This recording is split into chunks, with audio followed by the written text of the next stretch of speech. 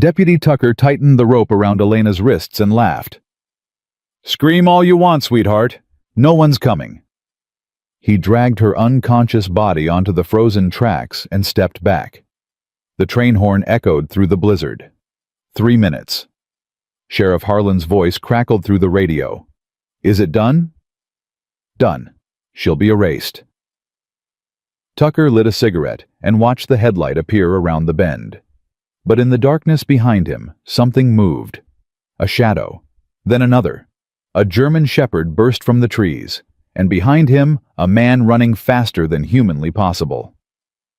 Marcus Stone had 30 seconds to save a stranger's life. If you're watching our channel, hit subscribe right now and stay until the end. Drop a comment telling us what city you're watching from. I want to see how far this story travels around the world. Marcus Stone had not slept through the night in 3 months. Every time he closed his eyes, he saw them. Rodriguez, 24 years old, taking the bullet meant for him.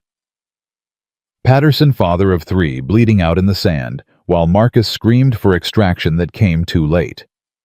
Operation Ghost Ridge. The mission that ended everything. The Navy had called it mandatory leave. They had used words like decompression and psychological recovery and temporary reassignment. But Marcus knew the truth. They had looked into his eyes and seen something broken, something that might not heal. So they had sent him here. Pine Ridge, Montana. A cabin that existed on no civilian map used years ago for a classified surveillance operation. A place to disappear. Marcus sat by the cold fireplace, staring at nothing. Shadow lay beside him, the German shepherd's amber eyes watching his face with an intensity that was almost human. The dog had served 4 deployments with Marcus. They had saved each other's lives more times than either could count. Now they shared this exile together. The storm outside howled like something alive. Marcus reached down and rested his hand on Shadow's head.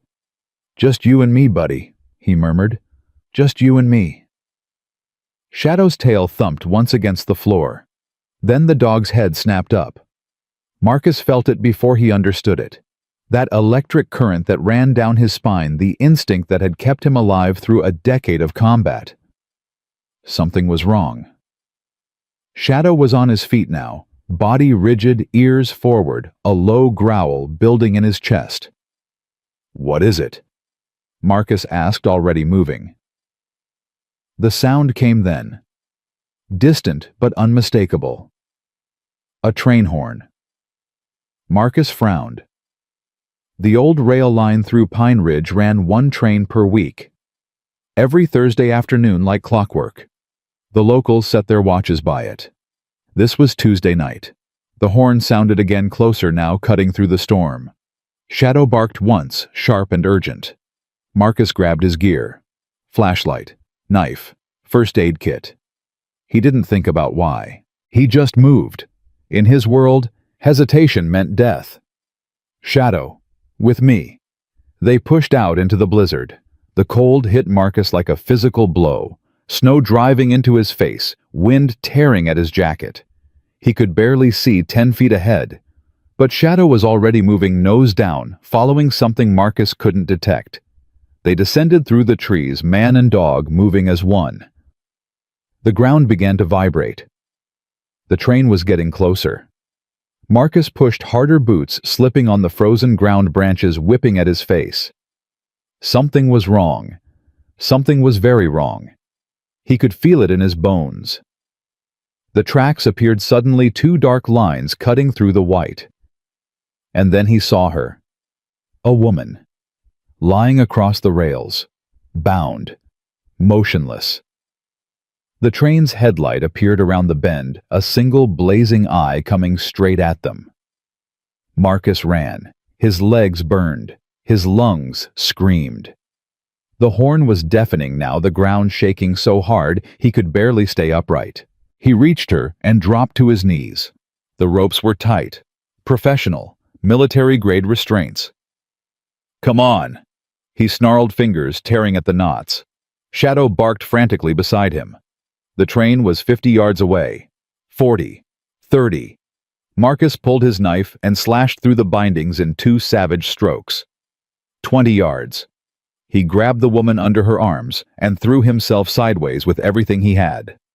They hit the snow and rolled the train thundering past, so close that the wind nearly pulled them back onto the tracks. For a long moment, Marcus just lay there, chest heaving, the woman's unconscious body pressed against his. Then silence. The train was gone, its lights disappearing into the storm, leaving only the howl of the wind and the pounding of his heart. Marcus pushed himself up and looked at the woman he had just saved. She was young, late 20s. Dark hair matted with blood and snow. Her face was pale, almost blue from the cold, but he could see the strength in her features even now. A badge glinted on her belt. Marcus felt something cold settle in his stomach. She was a cop that someone had tried to execute with a freight train. Shadow pressed close, whining softly, nosing at the woman's face. Her eyes fluttered open. For a moment, she stared at Marcus without comprehension. Then memory returned, and terror flooded her features. She scrambled backward, hands raised, voice raw with panic. "Stay away from me. Don't touch me. Easy." Marcus held up his hands, showing they were empty. "I'm not going to hurt you. I'm the one who pulled you off those tracks." She stopped breathing hard, eyes darting between him and Shadow. "The train," she whispered. "They put me on the tracks. They were going to—" "I know." Marcus kept his voice calm, steady. "You're safe now, but we need to move. Can you tell me your name?" She swallowed hard. "Elena. Elena Cross. I'm Marcus. This is Shadow." He gestured at the dog. "Can you stand?" Elena tried to push herself up and immediately collapsed, crying out in pain. "My leg. I think it's sprained, maybe broken." Marcus knelt beside her and ran his hands along her calf, checking for fractures. She winced, but didn't pull away. "Sprained, not broken. You'll be able to walk with support." He looked at her. "Elena, I need you to focus. Who did this to you?" Tears streamed down her face, freezing almost instantly on her cheeks. "My own people," she said, her voice cracking. "Sheriff Harlan, Deputy Tucker. They called me to a scene, said there was a body by the old Miller farm. When I got there—" She touched her head, and her fingers came away dark. "I woke up tied to the tracks. Why would they want you dead?" Elena's jaw tightened. "Because I found out the truth. About them. About everything." Before she could explain, a sound echoed through the trees. Engines.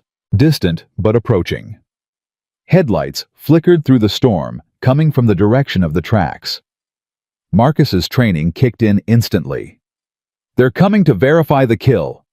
He pulled Elena to her feet, ignoring her gasp of pain. "We need to move, now." "I can't run. My leg—" "Then lean on me. Shadow will scout ahead." He whistled softly, a command the dog recognized instantly. "Move!" Shadow vanished into the darkness. Marcus wrapped Elena's arm around his shoulders and half-carried her into the forest, moving as fast as the terrain allowed. Behind them, the vehicles stopped near the tracks. Voices carried through the wind. "Where's the body?" "She's gone. The tracks are empty." "That's impossible. The train came through exactly on schedule." A long pause. Then a new voice, colder than the others. "Someone interfered. Find them. Find them now." Elena's grip tightened on Marcus's arm. "That's him," she whispered. "That's Harlan." Marcus kept moving, his mind racing. He had come to Montana to disappear, to escape, to find some kind of peace in the silence. Instead, he had stumbled into something far worse than any battlefield. They pushed deeper into the forest, the storm covering their tracks almost as fast as they made them.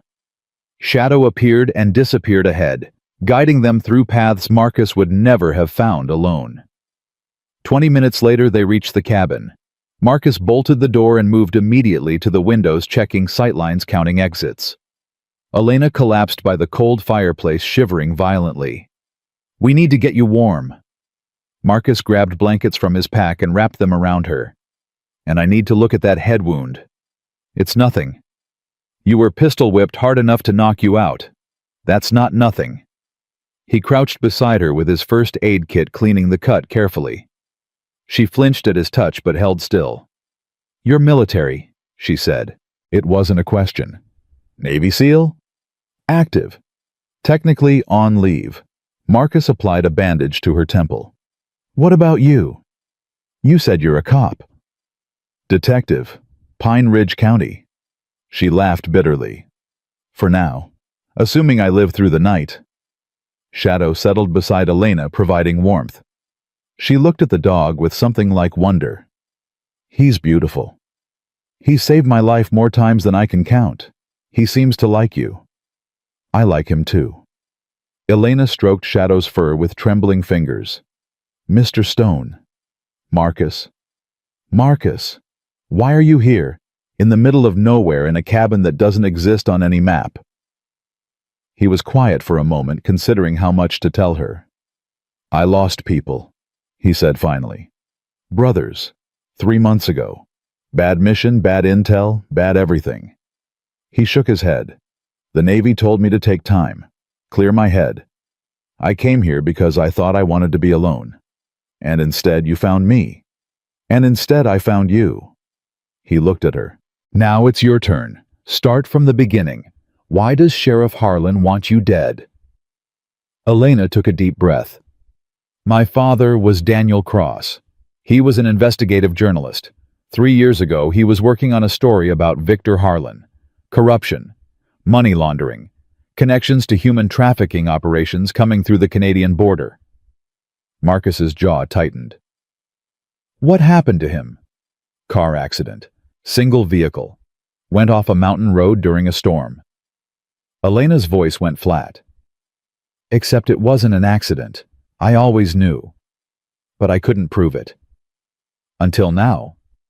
Elena reached inside her jacket and pulled out a small plastic case. Inside was a memory card. "6 months ago, I started my own investigation. Quietly, carefully. I found witnesses Harlan thought he'd silenced. I found financial records he thought he'd destroyed. I found the man who cut my father's brake lines." "He's still alive?" "No. Overdose, they said. But before he died, he talked. And I recorded every word." She held up the memory card. "This is everything, Marcus. Names, dates, amounts, bodies. Harlan has been running Pine Ridge like his personal kingdom for 20 years. Judges, prosecutors, other cops, they're all on his payroll." Marcus stared at the memory card. "That's why they tried to kill you tonight. Tucker called me to the scene. I thought it was routine. When I got there, 3 men were waiting. They put a bag over my head, beat me, and the next thing I remember is waking up on those tracks with you standing over me." Shadow lifted his head, suddenly a growl rumbling in his chest. Marcus was on his feet instantly, hand moving to the knife at his belt. "How many people know about this cabin?" "What cabin? I don't even know where we are." "Good. That means they don't either." He moved to the window, peering through a crack in the shutter. "But they'll search. Harlan won't stop until he finds you. He has resources. Half the county is on his payroll. Private security, military contractors. He can call in favors from people who don't ask questions. Then we need to get that evidence to someone who can actually use it. Someone outside his network." Elena shook her head. "I tried. The state police commander is Harlan's brother-in-law. The local FBI field office has a supervisor who golfs with him every Sunday. The district attorney owes him his career." "What about federal higher up the chain?" "I don't have contacts that high. And even if I did, how would I reach them? Harlan controls the communications infrastructure in 3 counties. The moment I make a call, he'll know exactly where I am." Marcus thought for a moment. "There's a ranger station, about 12 miles east. Evan Marsh runs it. Good man. We served together briefly years ago. Different branch, but solid." "You trust him?" "I trust that he has a satellite radio that can reach outside this county. And I trust that he's not in Harlan's pocket. How can you be sure? Because Evan lost his brother to a dirty cop in Seattle 10 years ago. He'd rather die than work for someone like Harlan. Elena studied his face. 12 miles through a blizzard with killers hunting us. I've done worse with less. Have you? Marcus met her eyes. Yes. She was quiet for a long moment. Then she nodded slowly. Okay. When do we leave? First light. The storm should cover our tracks, and you need to rest that leg. A few hours won't make a difference. Elena looked at Shadow, then back at Marcus. Why are you helping me? You don't know me. You have no reason to risk your life for someone you met an hour ago. Marcus considered the question. 3 months ago, he had watched his brothers die because he couldn't save them. He had carried that weight every day since a stone in his chest that never got lighter. Maybe I'm tired of watching people die, he said quietly. Maybe I need to save someone for a change. Elena's eyes glistened. Thank you, she whispered. Don't thank me yet. We're not out of this. He moved to the door and checked the locks one more time. Get some sleep. I'll keep watch. You need rest too. I'll sleep when we're safe. He looked at Shadow. Guard. The dog moved to lie beside Elena, body warm against hers. Marcus settled into a chair by the window knife in his lap, eyes on the darkness outside. The storm continued to rage, and somewhere out there, Victor Harlan was hunting them. The night passed slowly. Elena slept in fits and starts, occasionally crying out from nightmares Marcus understood too well. Each time Shadow would press closer and she would settle again. Marcus didn't sleep at all. He sat by the window, watching, listening, his mind running through scenarios. 12 miles of frozen wilderness. An injured woman. Professional killers with resources he couldn't match. The odds weren't good, but he had faced worse odds before. At Euro 500, the storm began to weaken. Marcus woke Elena gently. Time to move. She sat up, wincing as she tested her injured leg. How bad is it? I can walk, slowly. Slowly is fine. We'll take breaks when we need to. He handed her a protein bar from his pack. Eat. You'll need the energy. They ate in silence, the gravity of what lay ahead settling over them. Elena looked at the memory card in her hand. My father spent 2 years gathering this evidence. He died for it. She looked at Marcus. I won't let it be for nothing. It won't be. We'll get it to the right people. I promise. Don't make promises you can't keep. Marcus stood, checking his gear one final time. I don't.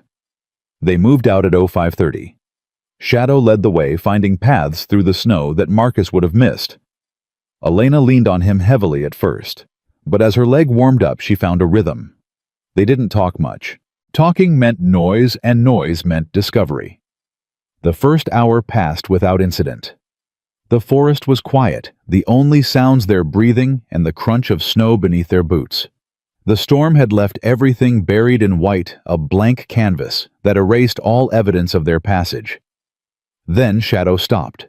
The dog's body went rigid, ears flat, weight shifting forward.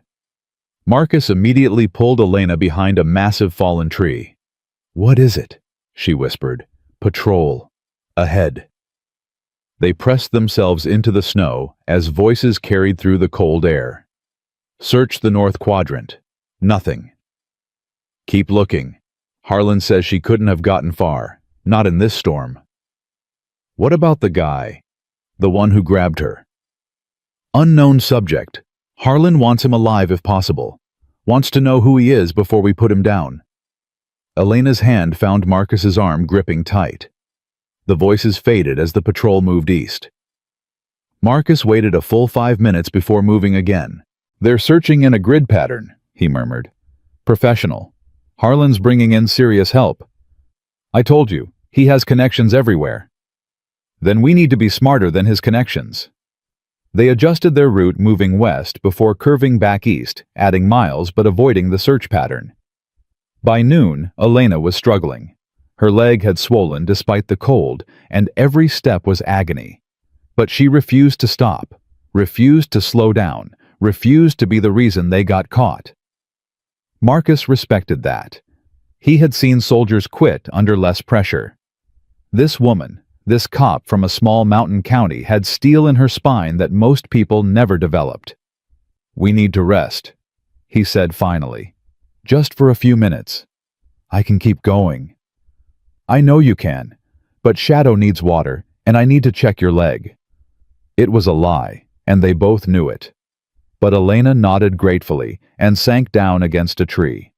Marcus knelt beside her, examining the swelling. "It's getting worse." "I noticed. Can you make another 6 miles?" Elena looked at him. "I'll make 20 if I have to. I didn't survive that train to die in the woods." Marcus almost smiled. "Fair enough." Shadow returned from scouting ahead, tail wagging slightly. "Clear," Marcus interpreted. "We can move." They pushed on. The ranger station appeared just before sunset. It was a small building, sturdy, with a single truck parked outside. Smoke rose from the chimney, but something was wrong. Marcus felt it immediately. That instinct that had saved his life a dozen times. "Wait here," he told Elena. "Shadow guard." He crept down the slope alone, moving through the trees like a shadow himself. As he got closer, he heard voices. "Sure he's not here?" "I'm telling you, I haven't seen anyone. I've been snowed in for 3 days." "Sheriff says different. Sheriff says Stone might come here." Marcus's blood ran cold. They knew his name. They knew he might contact Evan, which meant they had accessed military records, which meant Harlan had connections even deeper than Elena realized. "I don't know any Stone." Evan's voice calm but strained. "Now if you don't mind, I've got work to do." A new voice, cold and hard. "You'll have plenty of time for work after you tell us what we want to know." The sound of a fist hitting flesh, a grunt of pain. Marcus moved. He came through the back door of the station like a force of nature. The first man never saw him coming. A strike to the throat dropped him instantly. The second turned, reaching for his weapon. Marcus broke his arm before he could draw. Evan Marsh looked up from the floor, blood streaming from his nose. "Stone. What the hell?" "No time. Grab what you need. We're leaving." "Who are these guys?" "Harlan's people. And there are more coming." Evan staggered to his feet, eyes wide but steady. "The satellite radio. We can call for help." "Can you reach Federal?" "Maybe. With enough time." "Then grab it. Now." Evan rushed to gather equipment while Marcus secured the 2 unconscious men. Elena appeared in the doorway, Shadow beside her. "I heard the fight. Are you?" "Fine. Get inside." She limped in, taking in the scene. "Friends of the sheriff." "Apparently." Marcus helped Evan with the radio equipment. "We need to find somewhere defensible. They'll have backup coming." Evan thought quickly. "There's an old fire watch tower, 3 miles east, high ground, clear sight lines. If we can reach it before they catch up, then let's not waste time." They moved out into the failing light. Behind them, the ranger station sat quiet, 2 of Harlan's men lying unconscious on the floor. But someone would come to check on them soon. And when they did, the hunt would intensify. Marcus pushed the pace as hard as he dared. Elena was fading, her leg barely supporting her weight, but she refused to stop. Evan took her other arm, and together they half-carried her through the snow. Shadow ranged ahead, checking their path, warning of dangers. The sun set. Darkness fell. And in the distance, Marcus heard the sound he had been dreading. Engines. Multiple vehicles. Coming fast. "They found the station," Evan said grimly. "They know we're close." "How much further to the tower?" "Half a mile. Maybe less." "Then we run." They ran. Elena cried out with every step, but she didn't stop. Evan gasped for breath, the radio equipment weighing him down, but he didn't slow. Marcus led them through the darkness, following Shadow's guidance, trusting the dog's instincts completely. The tower appeared suddenly, a dark silhouette against the stars. They scrambled up the frozen ladder, Shadow somehow climbing after them, and pulled themselves inside, just as headlights appeared on the road below. Marcus slammed the trapdoor shut and looked around. The tower was small, maybe 15 feet across, with windows facing all directions, and walls thick enough to stop small arms fire. "This is where we make our stand," he said. Evan was already setting up the radio. "I need time to boost the signal, maybe 30 minutes. "Then we buy you 30 minutes. Elena pulled herself to a window, the memory card still clutched in her hand. "They're surrounding us," she said quietly. Marcus joined her, counting the vehicles, the men, the weapons. 12, maybe 15. All armed, all professional. Then a voice echoed through the darkness, amplified by a loudspeaker. "Marcus Stone." The voice was smooth, controlled. The voice of a man who had never been told no. "This is Sheriff Victor Harlan. You're harboring a fugitive wanted for multiple felonies. Surrender now, and I'll make sure you're treated fairly." Elena's hand found Marcus's arm. "Don't listen to him. The moment you step out there, he'll kill us all." Marcus looked at her. "I know." He turned back to the window, watching the men spread out below. 14 visible. More in the trees, probably. No way out except through them. And 30 minutes until help might arrive. Marcus checked his weapon, checked his knife, checked the ammunition he had taken from Harlan's men at the ranger station. Not enough. Not nearly enough. But it would have to do. He looked at Elena. "Whatever happens tonight, that evidence gets out. Your father's story gets told. Understood?" Tears glistened in her eyes. "Understood." Marcus turned to face the darkness below. "Okay, Harlan," he murmured. "Let's see what you've got." The first gunshot shattered the silence, and the battle began. The bullet punched through the window 6 inches from Marcus's head. He dropped low glass raining down around him and returned fire in 2 controlled bursts. Outside, someone screamed. "Stay down!" he shouted at Elena. She was already flat on the floor, the memory card clutched to her chest like a lifeline. Evan worked frantically at the radio, fingers flying over the controls. "I'm getting interference. Someone's jamming the signal. Can you break through? Maybe I need time." Another volley tore through the walls. Wood splintered. Shadow barked furiously, Hackle's raised body positioned between Elena and the door. Marcus moved to the opposite window and fired again. 2 more men went down, but more kept coming. Harlan's voice echoed through the loudspeaker, calm and controlled. "You're making this harder than it needs to be, Stone. I have 30 men out here. You have what, a wounded woman and a park ranger." Marcus didn't respond. He was counting ammunition. 14 rounds left. Maybe 20 hostiles still standing. The math wasn't good. "I know who you are now," Harlan continued. "Navy SEAL, decorated. 3 tours in Afghanistan, 2 in Syria. Very impressive." A pause. "But you're not bulletproof, and neither is the woman you're trying to protect." Elena's hand found Marcus's ankle. "Don't listen to him," she whispered. "He's trying to get in your head." "I know." "How much longer can we hold?" Marcus looked at the ammunition, the walls, the darkness outside. "Long enough." He hoped he wasn't lying. Evan suddenly shouted from the radio station, "I'm through. I'm getting a signal." Marcus's heart surged. "Who can you reach?" "State Emergency Services. They're patching me to the FBI field office in Helena." "Tell them everything. Names, location, everything. Make sure they understand what's happening here." Evan grabbed the microphone and started talking, his voice rapid but clear. Outside, the gunfire intensified. Harlan had heard the transmission too. "Take out that radio!" someone shouted.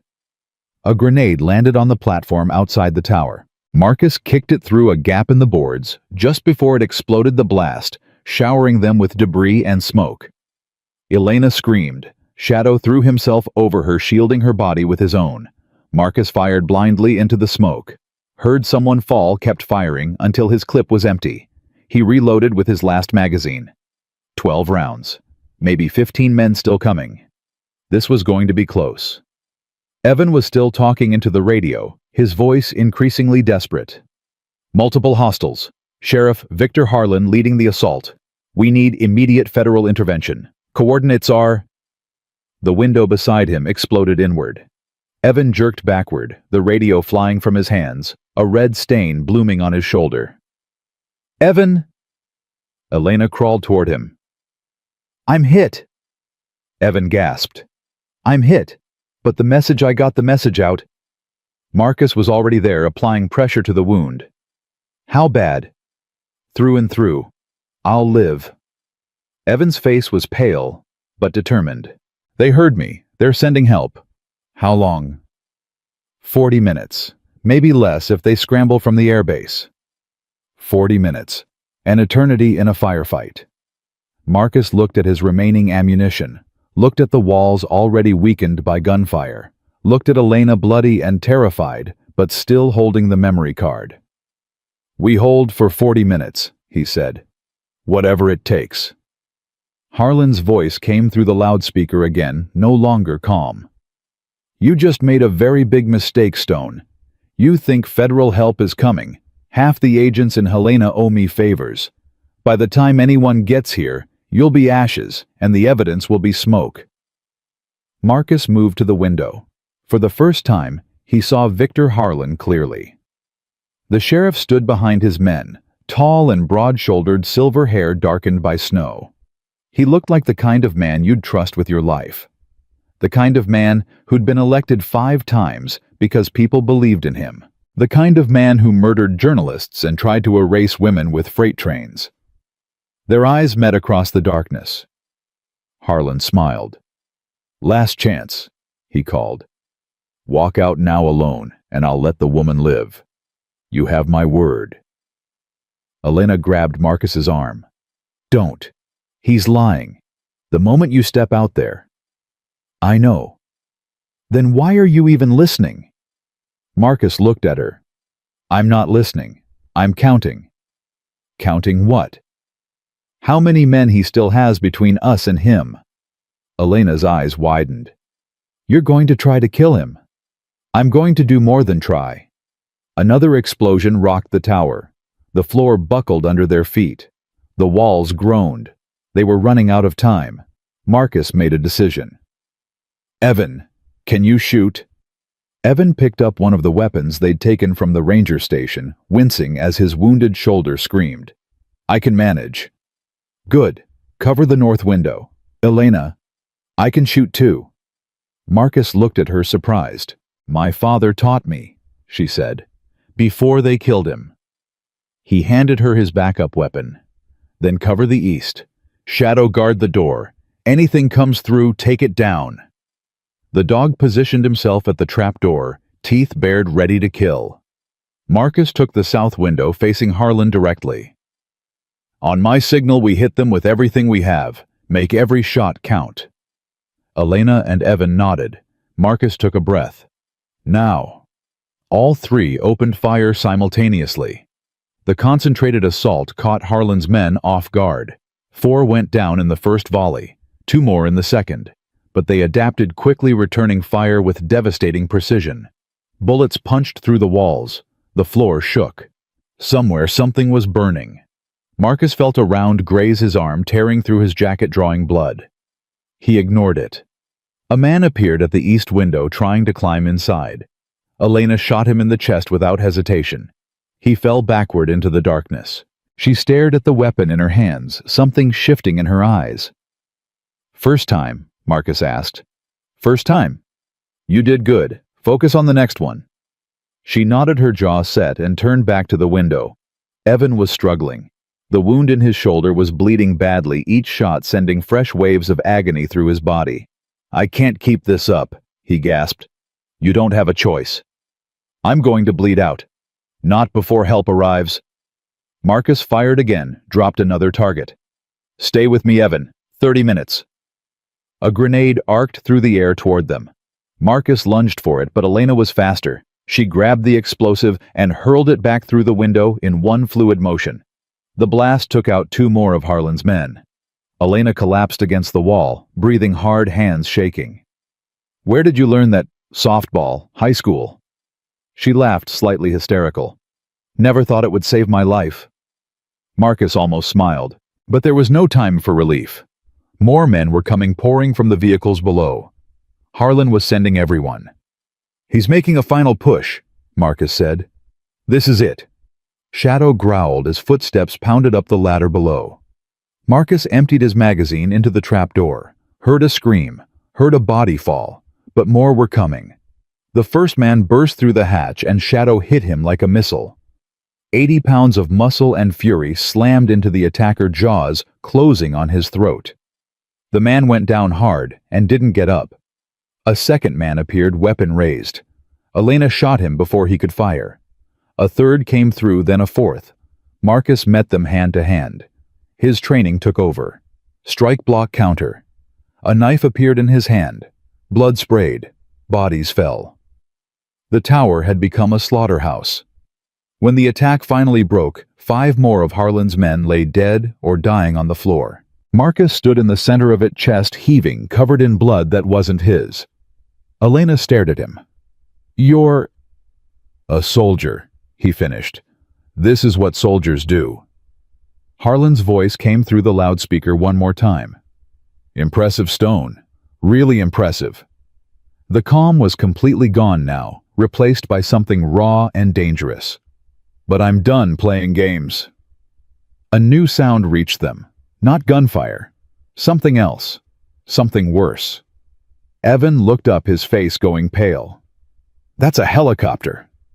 Marcus moved to the window. A black shape was descending through the snow rotors, cutting the air with deadly precision.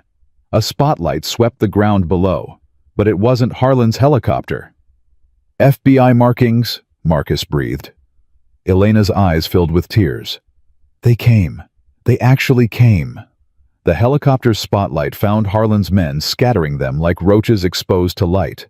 Men in tactical gear, fast roped to the ground, weapons, raised voices shouting commands. Harlan turned to run. Marcus didn't hesitate. He threw himself through the window. The fall should have killed him, but he rolled with the impact, absorbing the force coming up running. Behind him, Elena screamed his name. He didn't stop. Harlan was 50 yards ahead, sprinting for the tree line. Silver hair streaming behind him. Marcus ran faster. 30 yards. 20. Harlan heard him coming and spun, weapon raised. The shot went wide, missing Marcus by inches. Marcus tackled him. They rolled through the snow, punching, clawing, fighting for the gun that had fallen between them. Harlan was bigger, but Marcus was faster, trained, driven by something beyond self-preservation. He got his hands around Harlan's throat. This is for Daniel Cross, he snarled. This is for Elena. This is for everyone you ever hurt. Harlan's face went purple. His hands clawed at Marcus's wrists. You think you've won, he gasped. I have connections. Everywhere. Not anymore. Shadow appeared beside them, teeth bared, ready to strike if Marcus gave the word. But Marcus didn't need the dog's help. He squeezed harder. Harlan's struggles weakened. His eyes started to roll back, and then hands grabbed Marcus from behind, pulling him off. That's enough, soldier. He's done. FBI agents surrounded them. Weapons pointed at Harlan, medics rushing toward the tower. Marcus let them pull him away. Harlan lay in the snow, gasping for air, defeated. An agent knelt beside him, snapping handcuffs onto his wrists. Victor Harlan, you're under arrest for conspiracy to commit murder, corruption, human trafficking, and about 15 other charges we're still counting. You have the right to remain silent. Harlan looked at Marcus with pure hatred. This isn't over, he rasped. Yes, Marcus said quietly. It is. He turned and walked back toward the tower. Elena was being helped down by the medics, her leg finally receiving proper attention. Evan was on a stretcher, an IV already in his arm, but he was conscious, even managing a weak smile when he saw Marcus. Told you I'd survive, Evan said. Never doubted it. Elena limped toward Marcus, ignoring the medic trying to support her. She threw her arms around him. For a moment, Marcus didn't know what to do. Physical affection wasn't something he understood anymore. but slowly, carefully, he wrapped his arms around her. "Thank you," she whispered into his chest. "Thank you. You saved yourself. All I did was buy you time." "That's not true." She pulled back to look at him. "You believed me. You risked everything for a stranger. You could have walked away at any point." Marcus thought about Rodriguez, about Patterson, about the brothers he couldn't save. "No," he said softly. "I couldn't." Shadow pressed against his leg tail, wagging blood matted in his fur, but otherwise unharmed. Marcus knelt and wrapped his arms around the dog. "Good boy," he murmured. "You're such a good boy." An FBI agent approached, clipboard in hand. "Mr. Stone, we're going to need a full statement, from all of you." "Later." Marcus stood, keeping one hand on Shadow's head.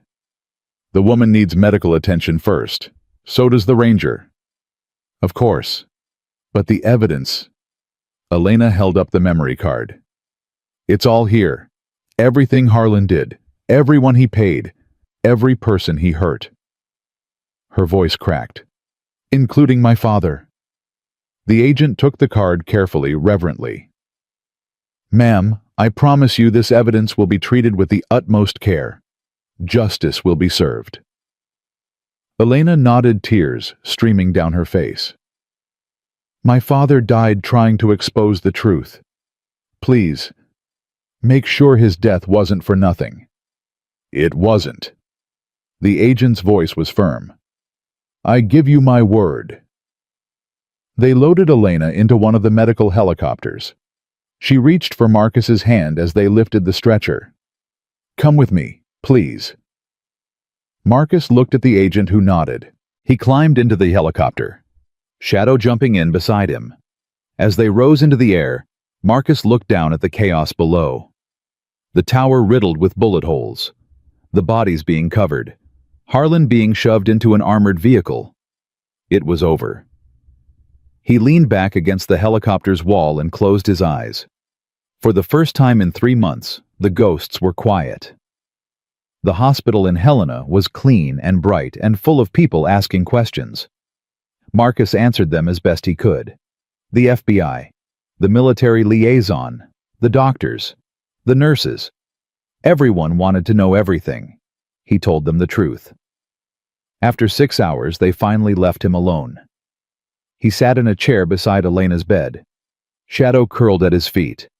She was sleeping the first real sleep she'd had in days. Her face was peaceful now, the terror finally fading. Marcus watched her breathe. He didn't understand what he was feeling. He had trained himself to feel nothing, to stay detached, to keep everything locked away. But something about this woman, her strength, her determination, her refusal to break, had cracked something open inside him. He wasn't sure if that was good or bad. The door opened quietly. A man in a suit entered, gray-haired, authoritative. "Mr. Stone." Marcus stood. "That's me?" "Special Agent Thomas Mercer. I'm heading the investigation into Harlan's network." He extended his hand. "I wanted to thank you personally." Marcus shook it. "Just did what needed doing." "You did considerably more than that. The evidence on that memory card is explosive. We're looking at the largest corruption case in Montana's history, maybe the entire Northwest." "How far does it go?" Mercer hesitated. "Far. Judges, prosecutors, law enforcement at every level, even some federal contacts." He lowered his voice. "We've already made 12 arrests. There will be more. And Harlan, he's not talking, but he doesn't need to. The evidence speaks for itself." Mercer paused. "There's something else." Marcus waited. "Daniel Cross, Elena's father. We've reopened his case. The man who sabotaged his car, we found confirmation in Harlan's files. Detailed records of the payment, the method, everything." Marcus felt something loosen in his chest. "She'll want to know." "We'll tell her when she wakes." Mercer studied Marcus carefully. "The Navy has been asking about you. Your commanding officer wants to know if you're ready to return to active duty." Marcus looked at Elena's sleeping face. Tell them I'm taking the rest of my leave. All of it. Every day. Mercer nodded slowly. Understood. If you need anything at all. Here's my card. He placed it on the table. You're a hero, Mr. Stone, whether you want to be or not. He left as quietly as he'd come. Marcus sat back down. Shadow lifted his head and laid it on Marcus's knee. A hero, Marcus murmured, stroking the dog's ears. That what you think? Shadow's tail thumped once. Yeah, me neither. But as he watched Elena sleep, as the first light of dawn crept through the hospital windows, Marcus felt something he hadn't felt in a very long time. Hope. Elena woke 2 hours later. She blinked slowly, confused, then memory returned, and she bolted upright. Easy. Marcus caught her shoulder. You're safe. It's over. Harlan? Arrested. In custody. Not going anywhere. The evidence? FBI has it. They've already made arrests. 12 so far, more coming. Elena sank back against the pillows, tears welling in her eyes. It's really over. It's really over. She reached for his hand. And my father. Marcus hesitated. They're reopening the investigation. Agent Mercer said they found confirmation in Harlan's files. Everything about the brake lines, the payment, the method. He squeezed her fingers. Your father's death will be officially reclassified as murder. His name will be cleared. Elena's face crumpled. The tears came then, not tears of fear or pain, but tears of release. Years of grief and rage and helplessness finally finding their way out. Marcus held her hand and let her cry. Shadow whined softly and rested his head on the bed beside her. When the storm finally passed, Elena wiped her eyes and looked at Marcus.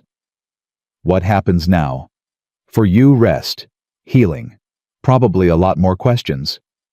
And for you? Marcus was quiet for a moment. I don't know.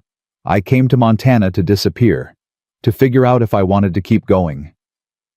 And did you figure it out? He looked at her, at the strength in her eyes, the determination that had carried her through hell. I think maybe I did. Elena's hand tightened on his. Stay, please. At least until I'm out of this hospital.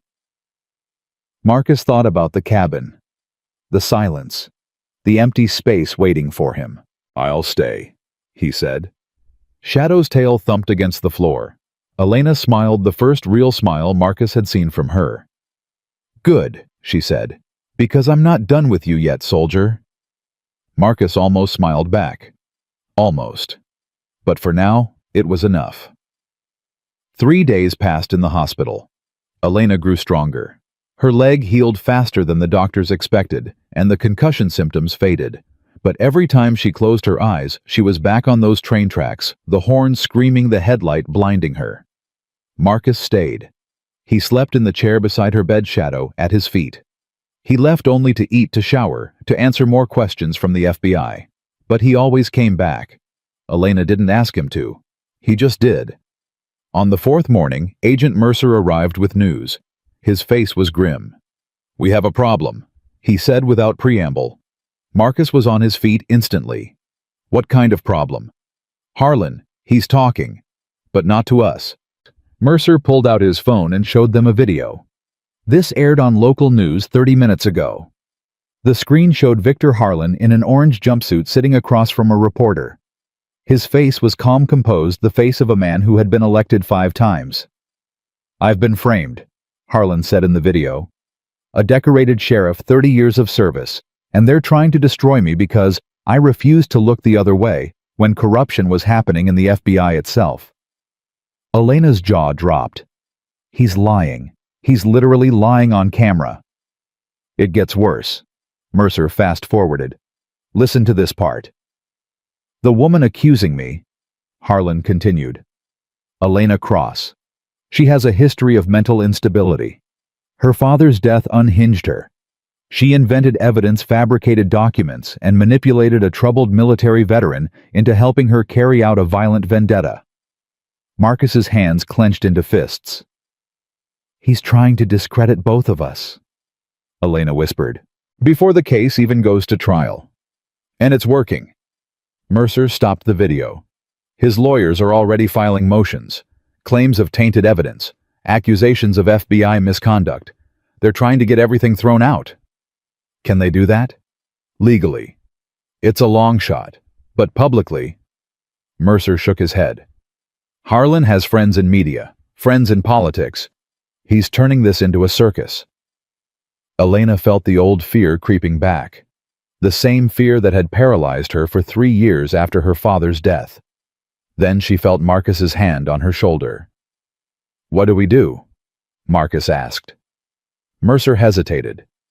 There's a hearing tomorrow, preliminary. The judge will decide whether the evidence is admissible, whether the case proceeds. He looked at Elena. Your testimony will be crucial. I'll testify. It won't be easy. Harlan's lawyers are going to attack everything, your credibility, your mental state, your relationship with your father. I said I'll testify. Marcus squeezed her shoulder. She won't be alone. Mercer nodded slowly. There's something else, something I wasn't sure I should tell you. Tell me, Elena said. We found more files in Harlan's records, files about your father. Elena's breath caught. What kind of files? His investigation, the story he was working on before he died. Mercer paused. It wasn't just about Harlan. It was about a network, corrupt officials across 5 states, human trafficking operations that stretched from Canada to Mexico. My father knew about all of this. He knew about most of it. He just couldn't prove it before. Mercer didn't finish. Before they killed him. Yes. Elena sat in silence, processing. Her father had been trying to expose something bigger than anyone realized, something that got him murdered. And now she was carrying the same evidence, the same target on her back. The network, she said slowly. Is it still operational? Mercer's face told her everything. We're working on it. But yes, there are elements still active. Harlan was just one node. There are others. Then the people who killed my father, some of them are still out there. Marcus moved to stand between Elena and the door, an instinct so ingrained he didn't even realize he was doing it. Is she safe here? We have agents on every floor. No one unauthorized gets within 100 feet of this room. That's not what I asked. Mercer met Marcus's eyes. I don't know. Honestly, I don't know. Elena felt cold. 3 years of hiding. 3 years of carefully building her case. And it still wasn't enough. But then something shifted inside her. Her father had spent his life fighting for truth. He had died for it. She wasn't going to let fear win now. Not when she was this close. When is the hearing? She asked. Tomorrow, 10 a.m., Federal Courthouse in Helena. I'll be there. Elena. I said I'll be there. Her voice was steel now. My father didn't raise a coward. Marcus looked at her with something new in his eyes. Respect. Mercer nodded. We'll have full security, armored transport, everything we can manage. It won't be enough, Marcus said quietly. What? You're thinking like law enforcement. Harlan's people won't. If they want to stop her from testifying, they'll find a way. Then what do you suggest? Marcus was quiet for a moment. Let me handle transport. My way. Mercer studied him. Your way involves what exactly? You don't want to know. A long pause. Fine, Mercer said finally. But if anything happens to her, nothing's going to happen to her. Marcus's voice was absolute. I'll die first. Elena's heart clenched. That's not funny, she said. I'm not joking. Mercer left to make arrangements. When he was gone, Elena turned to Marcus. You don't have to do this. Any of this. You barely know me. Marcus sat back down, shadow moving to rest his head on Elena's bed. 3 months ago, I watched 2 of my brothers die, because I couldn't save them. I've spent every day since wondering if I should have died with them. Elena's eyes widened. Marcus? Let me finish. He took a breath. That night on those train tracks, I wasn't thinking about heroism or justice. I was just moving, reacting, doing what I was trained to do. And now I'm thinking. He looked at her. For the first time in 3 months, I'm thinking about something besides the men I lost. What are you thinking about? Marcus was quiet for a long moment. About what it might feel like to save someone, really save them, to see them live and know that I made a difference. Elena reached out and took his hand. You already did. Marcus looked at their intertwined fingers. We're not done yet. I know. Tomorrow might get ugly. I know that too. Harlan's people will try to stop you. They might try to kill you. Elena's grip tightened. Then I guess it's a good thing I have a Navy SEAL watching my back. For the first time since they'd met, Marcus smiled. A real smile. Small, but genuine. Yeah, he said. I guess it is. That night, Elena couldn't sleep. She lay in the hospital bed staring at the ceiling, running through everything that had happened since that night on the train tracks. Her father's death. 3 years of investigation. The evidence she had gathered one piece at a time, always looking over her shoulder, always wondering when they would come for her. And then they had. She closed her eyes and saw Tucker's face as he put the bag over her head. Felt the cold metal of the tracks against her back. Heard the train coming. Her eyes snapped open. Breathe, she told herself. Just breathe. A warm weight pressed against her side. Shadow had climbed onto the bed, something Marcus never allowed him to do. The dog's eyes reflected the dim light, watching her with quiet concern. Elena wrapped her arms around his neck and buried her face in his fur. Thank you, she whispered. Thank you for saving me. Shadow's tail thumped softly against the mattress. From the chair beside the bed, Marcus's voice came low and steady. He knows you're scared. He's letting you know he's here. Elena looked up, wiping her eyes. I thought you were asleep. I don't sleep much anymore. The nightmares. Marcus was quiet for a moment. Among other things. Elena sat up, keeping one hand on Shadow's back. Tell me about them. Your brothers. The ones you lost. You don't want to hear? Yes, I do. Her voice was firm. You know everything about my pain. It's only fair I know about yours. Marcus shifted in his chair. Rodriguez was the youngest, 24.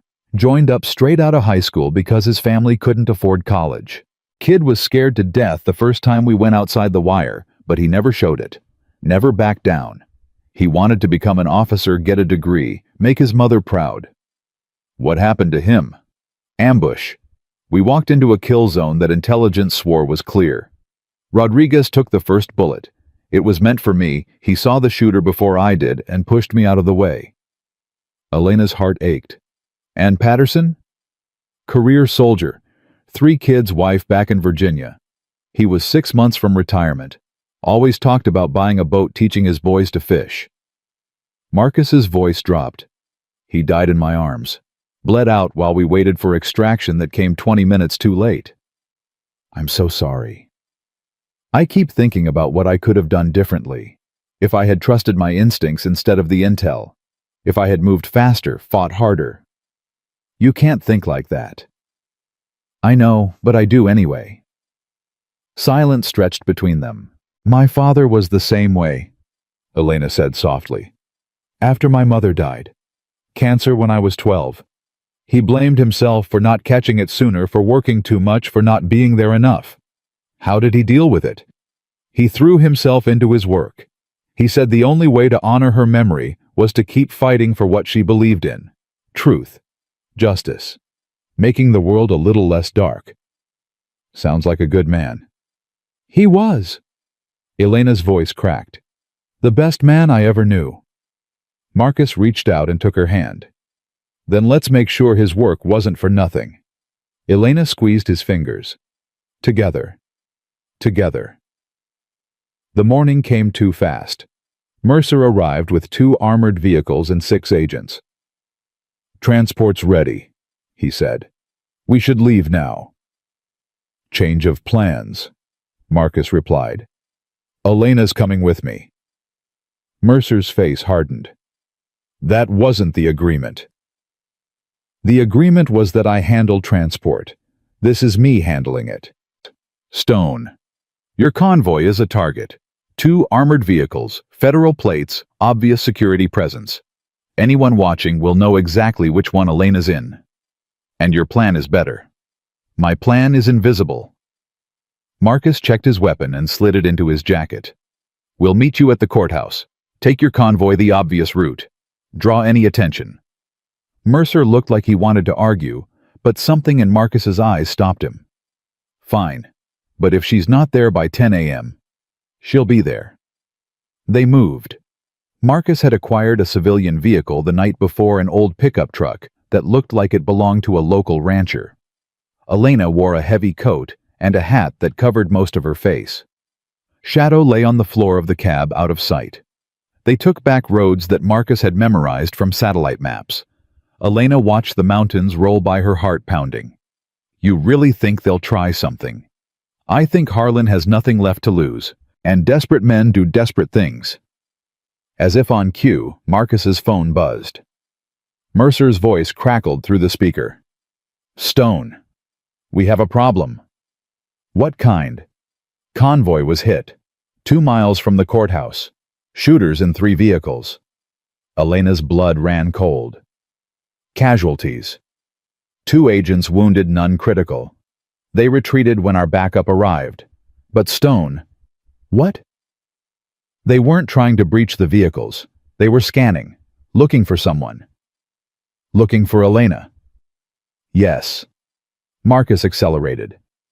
"How far are we from the courthouse?" "Maybe 15 minutes if traffic cooperates."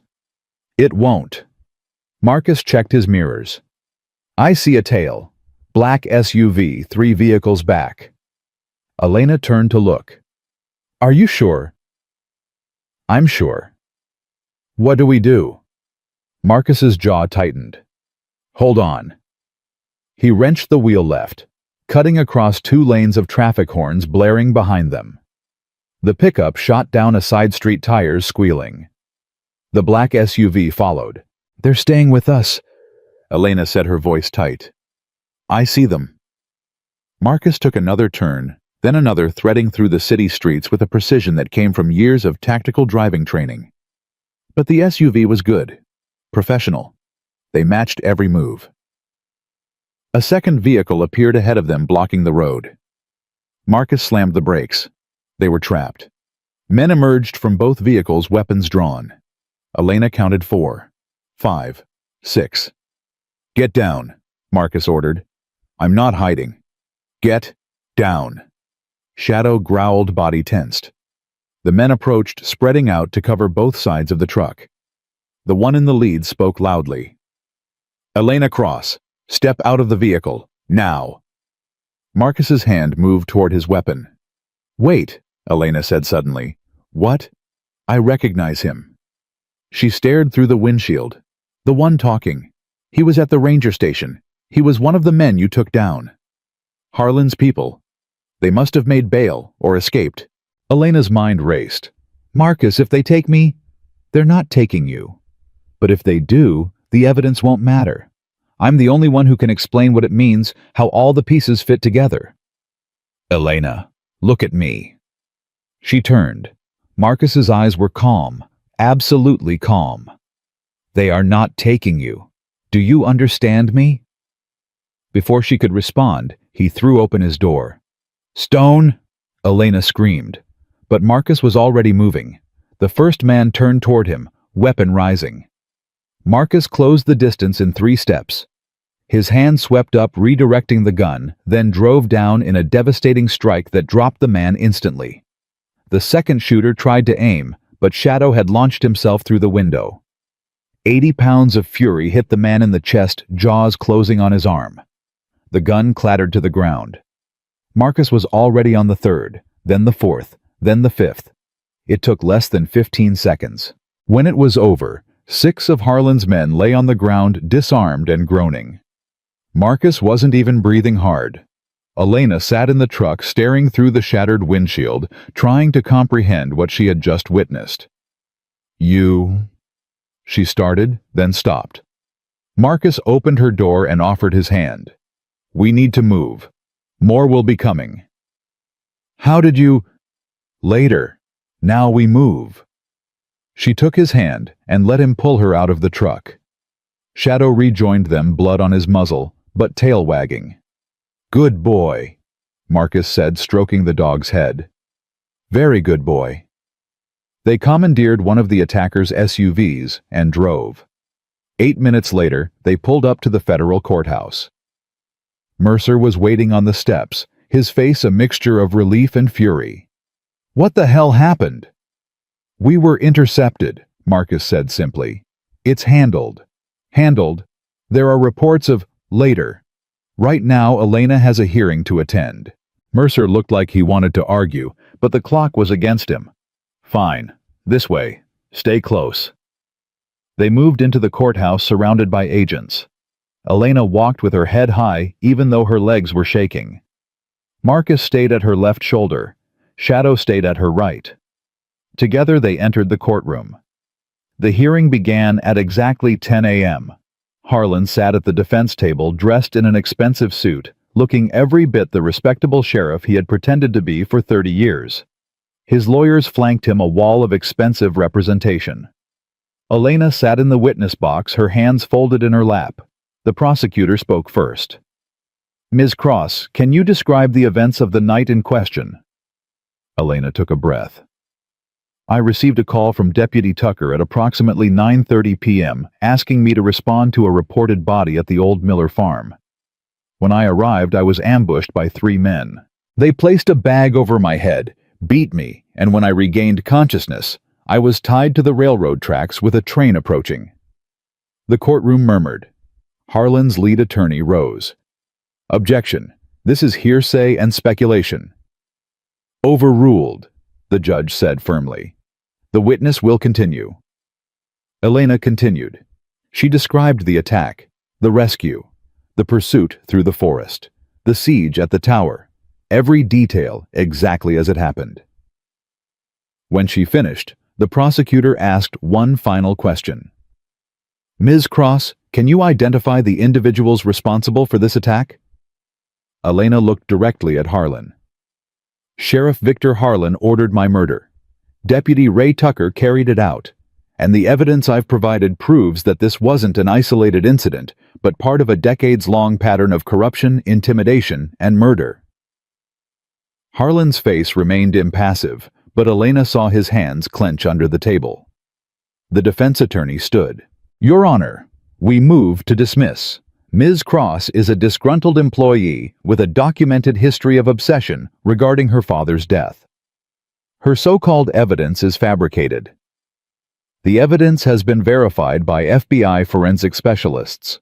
The prosecutor interrupted. "Chain of custody is documented.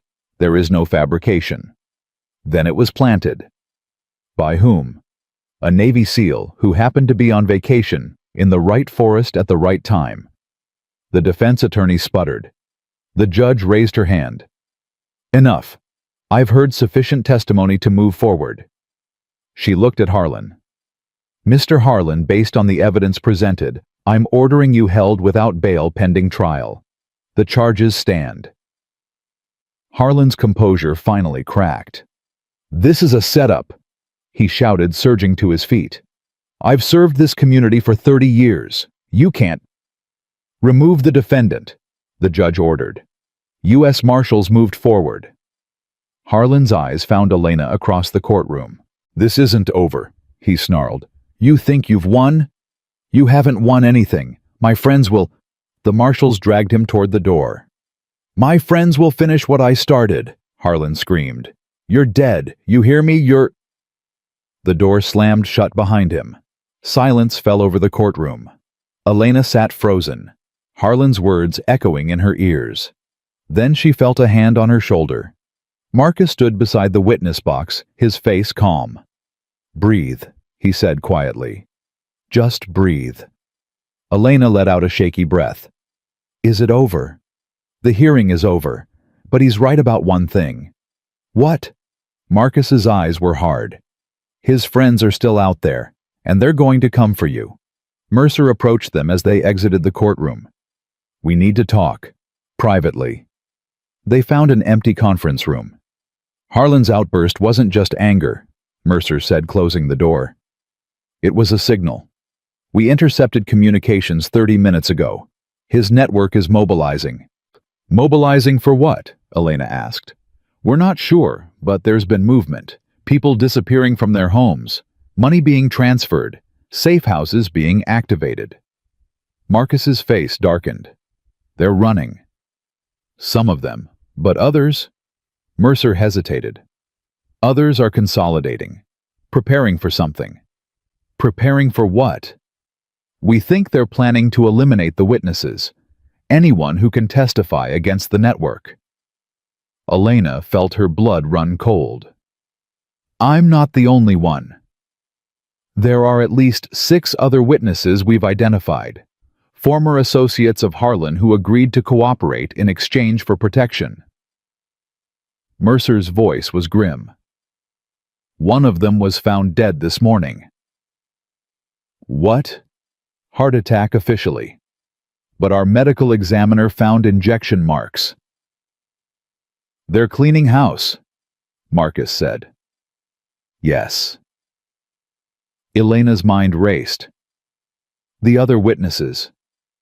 Where are they? In protective custody. Different locations. We're moving them to a single secure facility as we speak. That's a mistake, Mercer frowned. Why? Because you're making them easier to find. Marcus's voice was sharp. One location means one target. If the network has people inside your organization, and they probably do, they'll know exactly where to strike. Mercer's face went pale. What are you suggesting? I'm suggesting that Elena isn't safe in your custody. None of the witnesses are. Then what do you propose? Marcus looked at Elena. We disappear. Elena stared at him. What? We go dark, off the grid, somewhere no one can find us until the trial. That's insane. The trial could be months away. Do you want to live to see it? The question hung in the air. Elena looked at Mercer. He's right, isn't he? Your organization has been compromised. Mercer's silence was answer enough. Elena turned back to Marcus. Where would we go? I know places. Places that don't exist on any map. And the other witnesses? Marcus hesitated. I can only protect you. Then we need to warn them. Give them a chance. Elena, I'm not going to hide while other people die. Her voice cracked. My father died trying to expose this. I won't let anyone else die for the same reason. Marcus studied her face for a long moment. You're serious. Completely. Something shifted in his eyes. All right. Then we don't just disappear. He looked at Mercer. We fight back. How? Give me the locations of the other witnesses. I'll coordinate extraction. That's not... You want to save them or not? Mercer wrestled with himself. I could lose my job for this. You could save 6 lives. A long pause. Then Mercer pulled out his phone. I'm going to regret this. Probably, Marcus agreed, but it's the right thing to do. Mercer made the call. Within an hour, Marcus had a plan. Elena watched him work, amazed at the transformation. The quiet, haunted man she had met on the train tracks was gone, replaced by something harder, sharper, more focused. This was the Navy SEAL, the operator, the warrior, and he was terrifying. 2-man teams at each location, he was saying into the phone. Rotate extraction points every 30 minutes. No digital communication after initial contact. Everything goes analog. Elena didn't understand half of what he was saying, but she understood the result. By midnight, all 6 witnesses had been safely relocated. No casualties, no compromises, no leaks.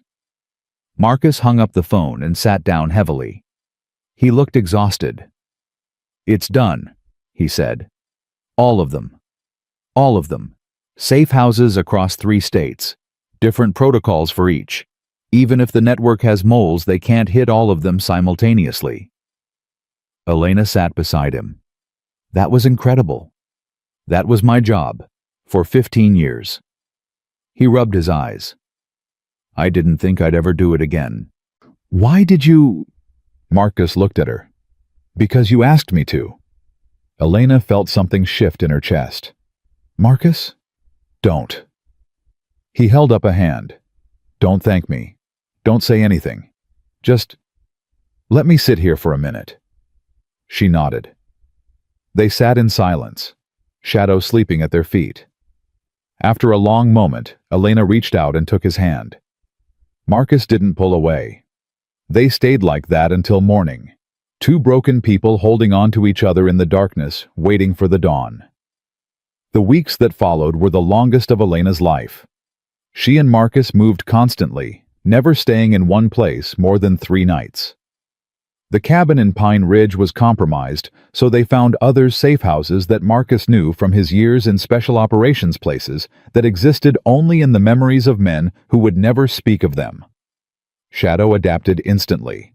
The dog seemed to understand that they were still in danger, still hunted. He slept with one eye open and growled at every unfamiliar sound. Elena learned to do the same. "You're getting better," Marcus told her one morning as she finished her hand-to-hand training. She wiped sweat from her face. "I had a good teacher." "You had determination. The teaching was just guidance." They had fallen into a rhythm. Mornings were for training physical conditioning, self-defense, tactical awareness. Afternoons were for preparing her testimony, reviewing evidence, anticipating the defense's attacks. Evenings were for something else entirely. Talking. Elena had never told anyone the full story of her father's death. The guilt she carried for not being there. The anger that had consumed her for months afterward. The cold determination that had eventually replaced it. Marcus listened without judgment. And slowly, painfully, he began to share his own story. Rodriguez wanted to be a teacher, he said one night, after his service. He was going to go back to his hometown and teach high school. History. He loved history. What about Patterson? Patterson just wanted to see his kids grow up. Marcus's voice cracked slightly. His youngest was 3. She won't even remember him. Elena reached for his hand. "It wasn't your fault." "I know. Logically, I know." He shook his head. "But knowing and believing are different things." "Tell me about them. The good memories, not just how they died." Marcus was quiet for a long moment. Then he smiled. Rodriguez used to do impressions, terrible impressions. He thought he sounded like Morgan Freeman, but he really sounded like a frog with a head cold. Elena laughed despite herself. "And Patterson?"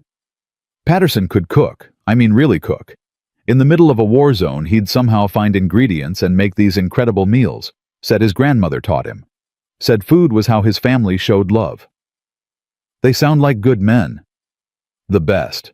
Marcus's eyes glistened. "The very best." Elena squeezed his hand. "Then let's make sure their sacrifice meant something. Let's finish what we started." Marcus looked at her. "How did you do it?" he asked. "Do what?" "Keep going. After your father died. After everyone told you to let it go." Elena thought about it. "I told myself that giving up would mean they won. The people who killed him. The people who tried to silence the truth." She paused. "My father used to say that darkness only wins when good people stop fighting. I refused to stop. Even when it nearly got you killed. Especially then." She met his eyes. "Because that's when it matters most." Marcus was quiet for a long moment. "I think I understand now," he said softly. "Understand what? Why I was supposed to be on that mountain. That night. In that storm." Elena's breath caught. Marcus, I thought I came to Montana to die. Not literally, maybe, but to disappear. To stop existing as Marcus Stone and become something else.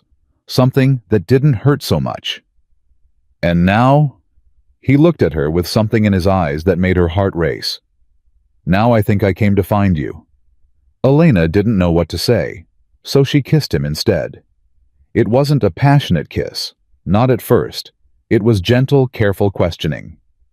Two broken people asking permission to hope again. Marcus pulled back, his forehead resting against hers. Elena, don't analyze it. Don't explain it. Just be here, with me. Shadow lifted his head, watching them with what looked almost like approval. Marcus smiled. I'm here, he said. I'm not going anywhere. The trial date arrived faster than anyone expected. Harlan's lawyers had tried every delay tactic in the book, but the judge was having none of it. The evidence was overwhelming, the witnesses were secure, and the public pressure for justice had become impossible to ignore. Elena's testimony would begin on day 3 of the trial. The night before, she couldn't sleep. Marcus found her sitting by the window staring at nothing.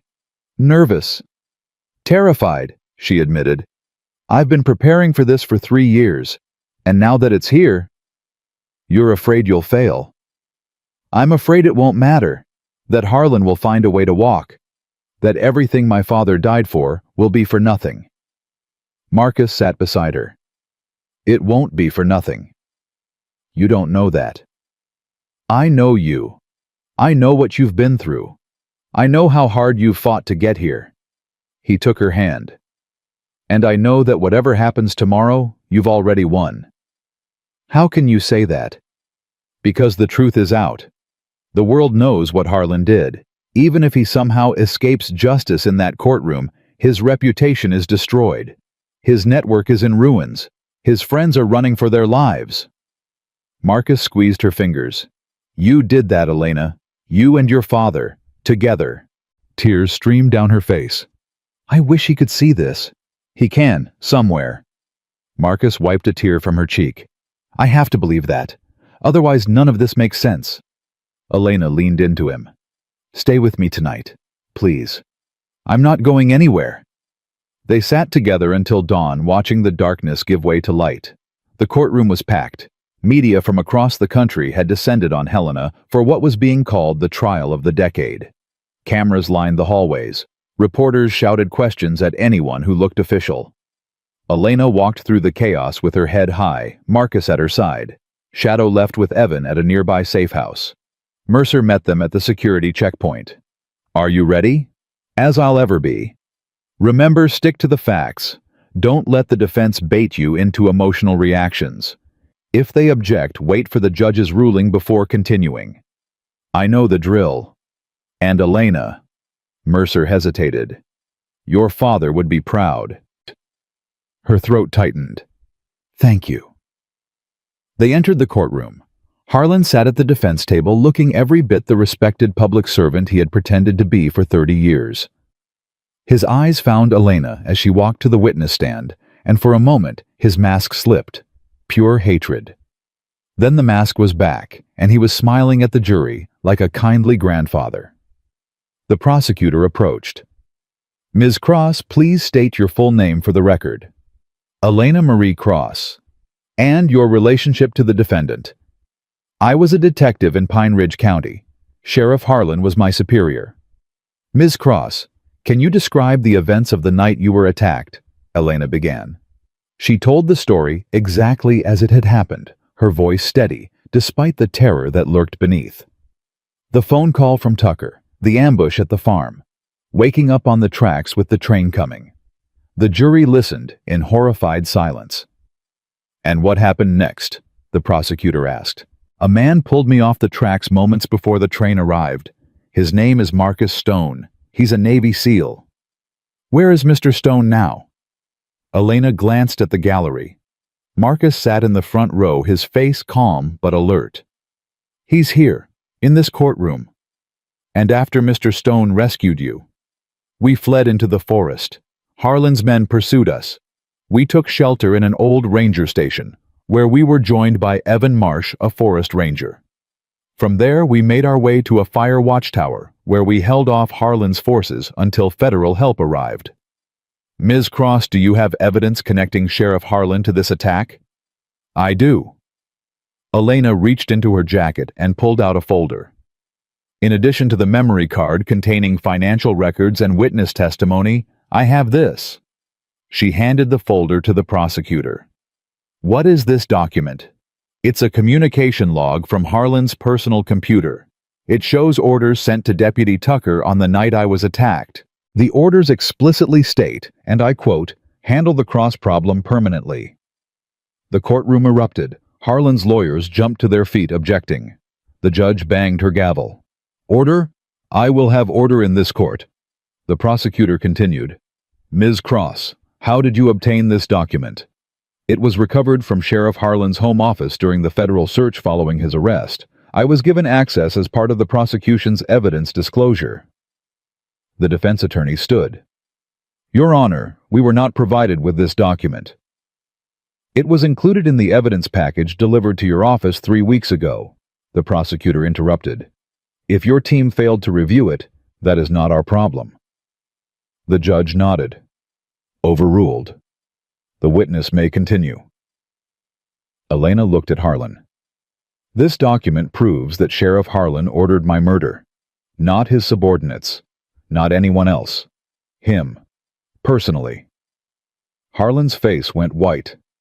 The defense attorney scrambled.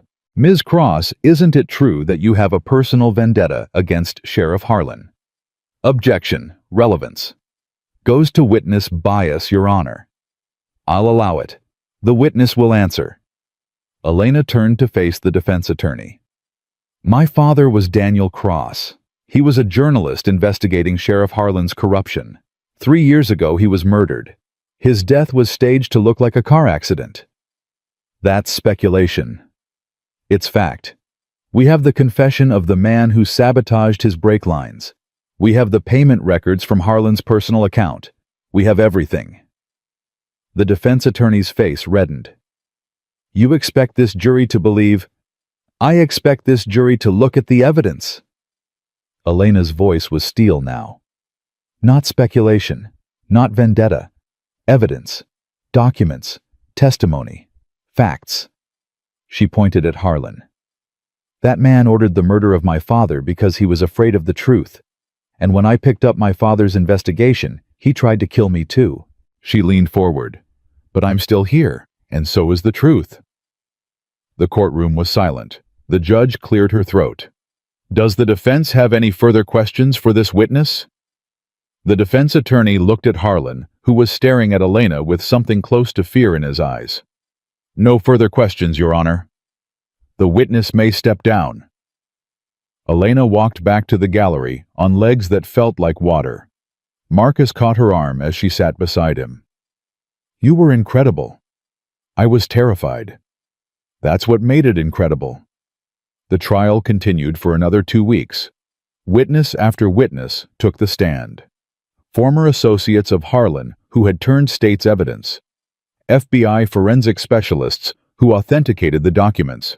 Survivors of the trafficking operation who described their ordeal in horrifying detail. Harlan's defense team tried everything. They attacked the witnesses' credibility. They questioned the chain of custody for evidence. They claimed federal overreach and political persecution. None of it worked. The evidence was simply too overwhelming. On the final day, the prosecution delivered its closing argument. Ladies and gentlemen of the jury, you have heard testimony from 37 witnesses. You have seen documents, recordings, financial records, and physical evidence. You have been presented with a picture of corruption so vast, so deeply rooted, that it stretches the boundaries of belief. The prosecutor paused. Victor Harlan was supposed to protect and serve the people of Pine Ridge County. Instead, he preyed on them. He murdered. He trafficked. He destroyed lives and families and futures. She pointed at Harlan. The defense would have you believe that this is all a conspiracy. That Elena Cross, who nearly died on those railroad tracks, is somehow the villain of this story. She shook her head. Elena Cross is a hero. Her father was a hero. The witnesses who came forward despite the danger to themselves are heroes. And now it's your turn to be heroes too. She faced the jury directly. Find Victor Harlan guilty, for the victims, for the truth, for justice. She sat down. The defense delivered its own closing, but even from the gallery, Elena could see that the jury wasn't convinced. They had seen too much, heard too much, felt too much. The truth was out, and nothing could put it back in the box. The jury deliberated for 18 hours. Elena waited in a small room adjacent to the courtroom, Marcus beside her shadow, finally reunited with them after Evan brought him to the courthouse. She couldn't eat. She could barely drink water. Every minute felt like an eternity. What if they can't agree? She asked for the 100th time. They'll agree. But what if... Elena. Marcus took her hands. Look at me. She looked. Whatever happens in that room, you've already won. You survived. You fought back. You told the truth. No verdict can take that away from you. I need him to pay. For my father. For everyone he hurt. I know. And he will. The door opened. Mercer stood in the doorway. They're back. Elena's heart stopped. Already. 18 hours isn't fast, Elena. It's thorough. Mercer held the door. Come on, it's time. They walked back into the courtroom. Elena took her seat in the gallery. Marcus sat beside her. Shadow lay at their feet, seemingly aware that something momentous was happening. The jury filed in. Elena tried to read their faces, but they gave nothing away. The judge spoke. Has the jury reached a verdict? The foreman stood. We have your honor. On the charge of conspiracy to commit murder in the first degree, how do you find... Elena held her breath. Guilty. The courtroom erupted. On the charge of murder in the first degree in the death of Daniel Cross. Guilty. Tears streamed down Elena's face. On the charge of attempted murder in the case of Elena Cross. Guilty. On the charges of human trafficking, racketeering, bribery, and corruption of public office. Guilty on all counts. Elena collapsed against Marcus, sobbing. 3 years. 3 years of fighting, of hiding, of refusing to give up. It was over. Harlan sat frozen at the defense table, his face ashen. The judge banged her gavel. Victor Harlan, you have been found guilty on all counts. Sentencing will take place in 30 days. The defendant is remanded to federal custody without bail. She looked at Harlan with barely concealed disgust. Take him away. The marshals moved forward. Harlan stood his legs unsteady. As they led him past the gallery, he stopped in front of Elena. Their eyes met. This isn't over, he whispered. Marcus was on his feet instantly, shadow growling. But Elena stood too, facing Harlan directly. Yes, she said quietly. It is. The marshals pulled him away. He didn't look back. The media swarmed them outside the courthouse. Cameras flashed. Reporters shouted questions. Microphones were thrust in Elena's face. Mercer's team created a path, but it was chaos. Ms. Cross, how does it feel to get justice for your father? What's next for you? Is it true you're planning to write a book? Elena stopped at the bottom of the steps. She turned to face the cameras. My father dedicated his life to exposing the truth. He believed that journalism was a sacred calling, that shining light into dark places was the most important work a person could do. Her voice was steady now. He was murdered for that belief. She took a breath. Today, justice was served. Not just for my father, but for everyone Victor Harlan hurt over his 30 years of corruption. The trafficking victims, the witnesses who were silenced, the families who were torn apart. She looked directly into the cameras. To anyone out there who's fighting their own battle against corruption, against injustice, against systems that seem too powerful to challenge, don't give up. The truth matters. Courage matters. And no matter how dark things get, there are always people willing to help you fight. She glanced at Marcus.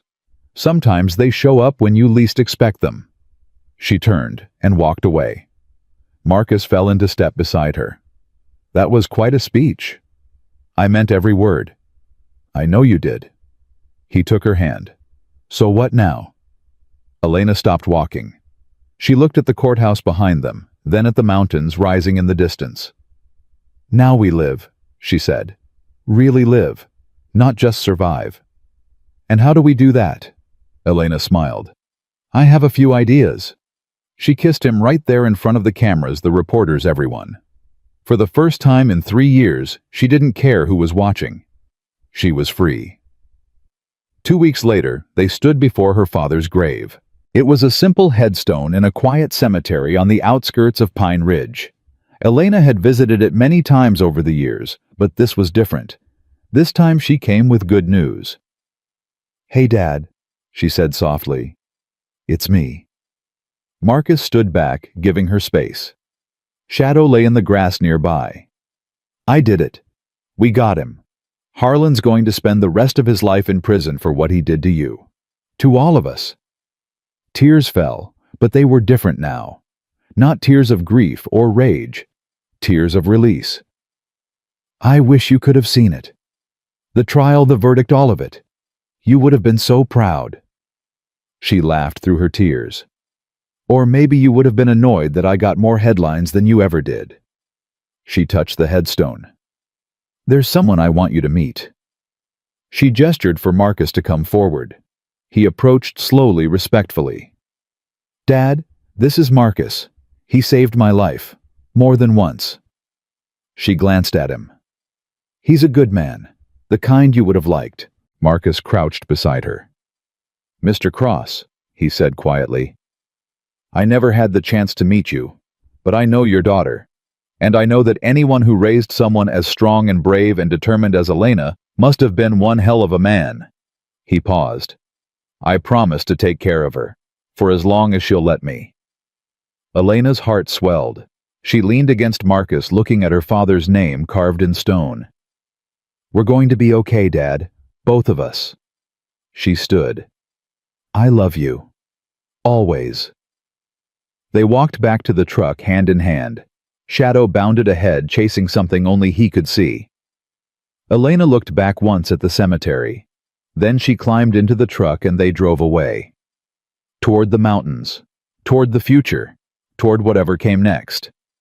6 months passed like water through open fingers. The cabin that Marcus had first come to as a place to die had become something else entirely. A home, a refuge, a beginning rather than an ending. Elena stood at the window, watching the snow melt from the pines. Spring was coming to Pine Ridge at last, bringing with it a warmth she had almost forgotten existed. Arms wrapped around her from behind. You're up early, Marcus said, his voice still rough with sleep. Couldn't sleep. Too many thoughts. Good thoughts or bad thoughts? Elena leaned back against his chest. Both, I think. Shadow padded over and pressed against her leg tail, wagging slowly. The dog was grayer around the muzzle, now moving a little slower, but his eyes were still sharp, still watchful. Today's the day, Elena said quietly. Marcus's arms tightened around her. Are you ready? No, but I'm going anyway. Today was the day of Victor Harlan's sentencing. After 6 months of appeals motions and legal maneuvering, the final chapter was about to be written. Elena had been asked to deliver a victim impact statement. She had written and rewritten it a dozen times. Every version felt inadequate. How do you put 3 years of grief, rage, and determination into words? How do you sum up everything her father had sacrificed, everything she had survived? Whatever you say will be enough, Marcus said, as if reading her thoughts. You don't know that. I know you. He turned her to face him. I know that you've never failed to speak the truth, no matter how hard it was. Today won't be any different. Elena looked at him, at the man who had pulled her off the train tracks, who had fought beside her through hell, who had loved her back to life, when she thought love was something that happened to other people. How did I get so lucky? She whispered. Marcus smiled. I was going to ask you the same thing. The drive to the courthouse was quiet. Elena stared out the window, watching the mountains roll past, running through her statement one more time in her head. Shadow sat in the back seat, somehow sensing the gravity of the day. "You know," Marcus said, "you don't have to do this. The judge will sentence Harlan whether you speak or not." "I know." "Then why?" Elena was quiet for a moment. "Because my father never got to speak. He never got to confront the man who killed him. He never got to tell the world what he knew, what he sacrificed everything for." She turned to look at Marcus. "Today, I speak for both of us." Marcus nodded slowly. "Then let's make sure he hears every word." The courthouse was different than Elena remembered. The circus atmosphere of the trial was gone. No media trucks, no shouting reporters, just a handful of people entering quietly, somberly. Mercer met them at the security checkpoint. "How are you holding up?" "Ask me after it's over." "Fair enough." He looked at Marcus. "The Navy has been asking about you again." Marcus's jaw tightened. "What do they want?" "They want to know if you're coming back. Your leave ends next month." "Tell them I'm still thinking about it." Mercer studied him for a moment, then nodded. "I'll pass that along." They entered the courtroom. It was nearly empty compared to the trial. A few journalists, some family members of other victims. Evan Marsh, his arm still in a sling from the healing gunshot wound, sitting in the back row. And at the defense table, Victor Harlan. He looked smaller than Elena remembered. Older. The months in custody had worn away the mask of authority he had worn for so long. What remained was just a tired old man facing the consequences of a lifetime of evil. Their eyes met as Elena walked to her seat. Harlan looked away first. The judge entered. "This court is now in session. We are here for the sentencing of Victor Harlan, who has been convicted on all counts of conspiracy to commit murder, murder in the first degree, attempted murder, human trafficking, racketeering, bribery, and corruption of public office." She looked at Harlan. "Mr. Harlan, before I deliver your sentence, there are victim impact statements to be heard. Ms. Cross, you may proceed." Elena stood. Her legs felt like they belonged to someone else as she walked to the podium. The paper in her hand trembled slightly. She looked at the words she had written and rewritten a dozen times. Then she set the paper aside. "Your Honor, I prepared a statement. I spent weeks trying to find the right words. But standing here now, I realize that no words can truly capture what Victor Harlan took from me. From all of us." She turned to face Harlan directly. "My father was Daniel Cross. He was a journalist, a truth teller, a man who believed that exposing corruption was worth any price." Her voice steadied. "He was also my best friend. When my mother died, he raised me alone. He taught me to ride a bike, to drive a car, to believe in myself when the world seemed determined to tear me down." Tears threatened, but she pushed through. 3 years ago, you ordered his murder. You had his brake lines cut, and you watched him drive off a mountain because he dared to ask questions you didn't want answered. Elena's voice hardened. "For 3 years I lived with that. The grief, the rage, the knowledge that the man who killed my father was still walking free, still wearing a badge, still pretending to be something he wasn't." She took a step closer to the defense table. "You tried to kill me too. You tied me to train tracks like something out of a bad movie, and you left me to die alone in the snow." Her eyes locked with Harlan's. "But I didn't die. Because someone was watching. Someone saw what you did. And that someone refused to look away." She glanced at Marcus. "Marcus Stone saved my life that night, but more than that, he reminded me why I was fighting. He showed me that there are still good people in this world. People who run toward danger instead of away from it. People who stand up for strangers because it's the right thing to do." She turned back to the judge.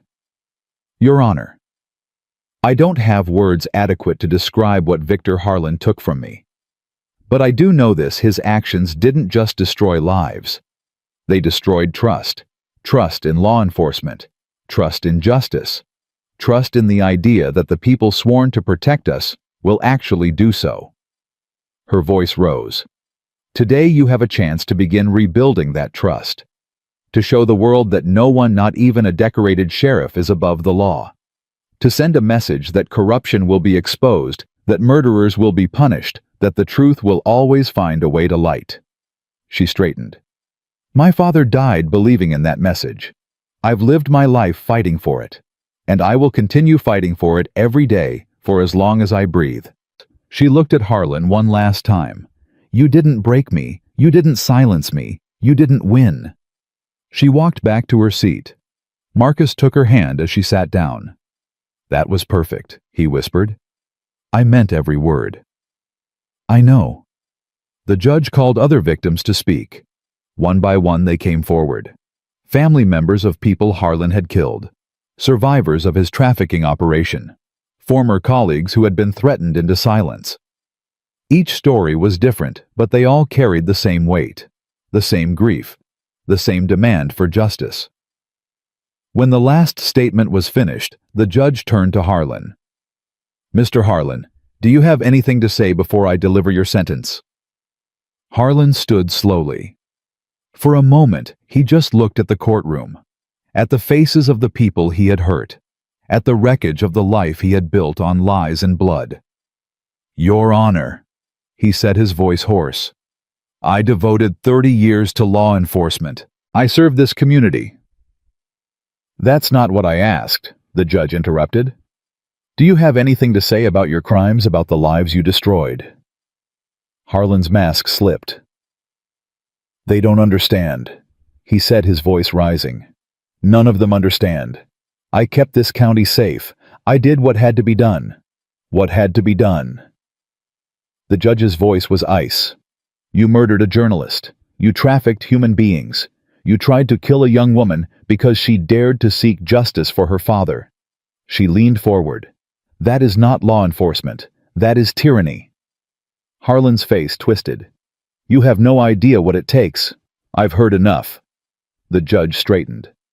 Victor Harlan, I hereby sentence you to 7 consecutive life terms without the possibility of parole. The courtroom gasped. You will spend the rest of your natural life in federal prison.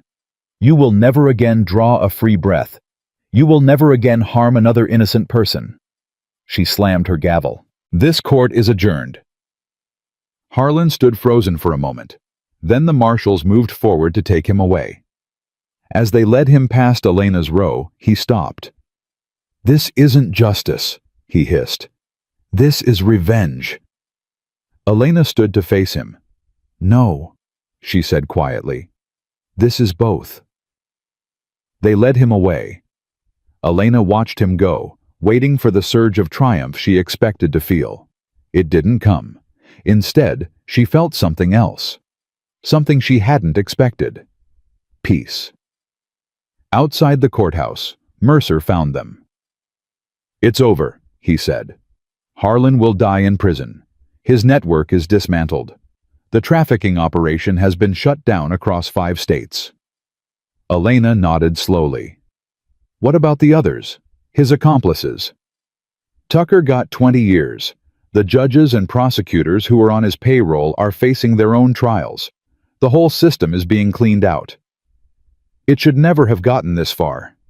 No, it shouldn't have. Mercer paused. But it didn't stay hidden. Because of you. Because of your father.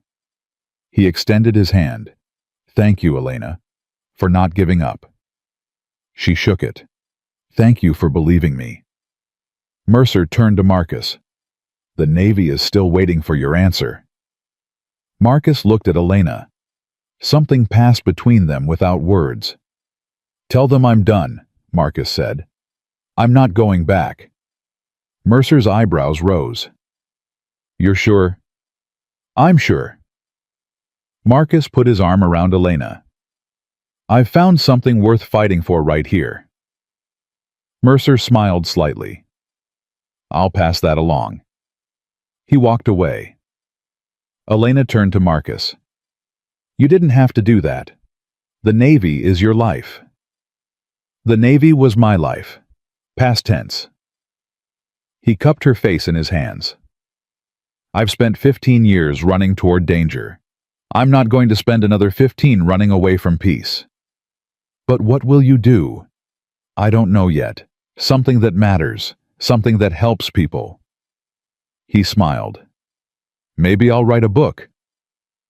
Elena laughed despite herself. You write a book. Stranger things have happened. He kissed her forehead. We'll figure it out together.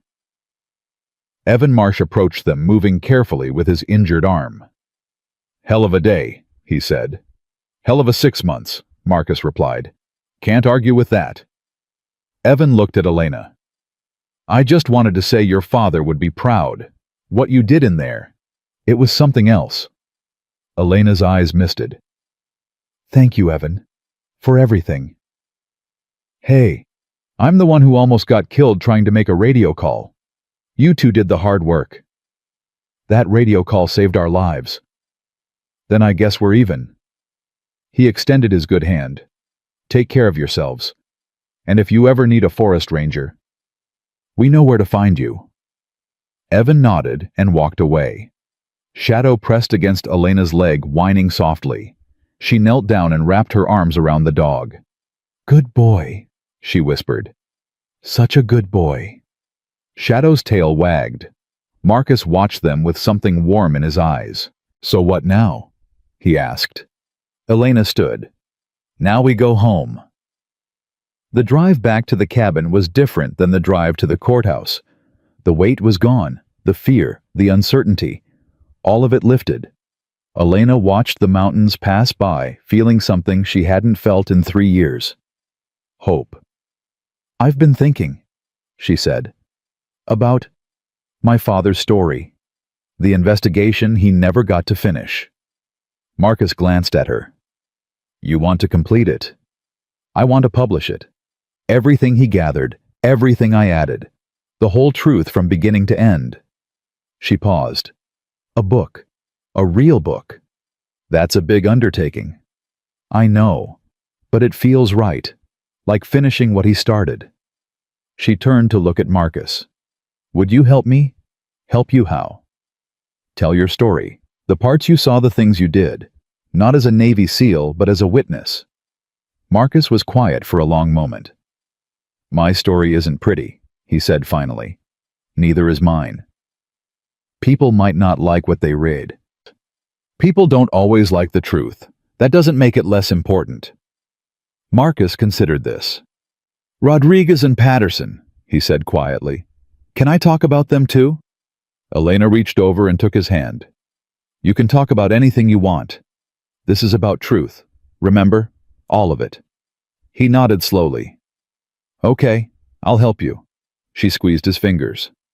Together. Together. They arrived at the cabin as the sun was setting. Elena stepped out of the truck and breathed deeply. The air smelled like pine and melting snow, like spring, like new beginnings. Shadow bounded toward the cabin, then stopped suddenly. He stood rigid, ears forward, a low growl building in his chest. Marcus was instantly alert. What is it, boy? Shadow barked once, then ran toward the cabin door. It was open. Someone had been inside. Marcus pulled Elena behind him. Stay here. I'm not. Elena, stay here. He moved toward the cabin, every sense heightened. The door creaked as he pushed it open. Inside, sitting at the table, was a young woman. She was maybe 25, with dark hair and frightened eyes. Her hands were clasped in front of her, and she was trembling. Please, she said. Please don't hurt me. Marcus lowered his guard slightly. Who are you? How did you find this place? I'm sorry. I'm so sorry. I didn't know where else to go. Elena appeared in the doorway. Marcus, what? She stopped when she saw the woman. Who is she? The young woman looked at Elena. You're Elena Cross, the woman from the trial. I saw you on television. That doesn't answer my question. My name is Sarah. Sarah Chen. The woman's voice shook. I'm a journalist. I was investigating a story, a different story in a different state, and I found something. Something connected to Harlan's network. Elena's blood ran cold. What do you mean connected? Harlan wasn't alone. There are others. Other networks. Other corrupt systems all tied together by money and power. Sarah pulled out a folder. I have evidence. Names, locations, operations. But they know I have it. They've been following me. She looked at Elena with desperate eyes. I didn't know who else to trust. You're the only person I could think of who might actually listen. Elena looked at Marcus. This was supposed to be over, she said quietly. I know. Harlan's in prison. His network is destroyed. His network, but apparently not the only one. Elena closed her eyes. She thought about everything she had been through. The fear, the pain, the months of hiding and fighting and nearly dying. She had earned her peace. She had earned the right to walk away. But her father's voice echoed in her memory. Darkness only wins when good people stop fighting. She opened her eyes. Show me what you have, she said to Sarah. Marcus touched her arm. Elena, you don't have to. I know. She looked at him. But I'm going to anyway. Marcus studied her face for a long moment. Then he nodded. Then we do it together. Elena smiled. Always.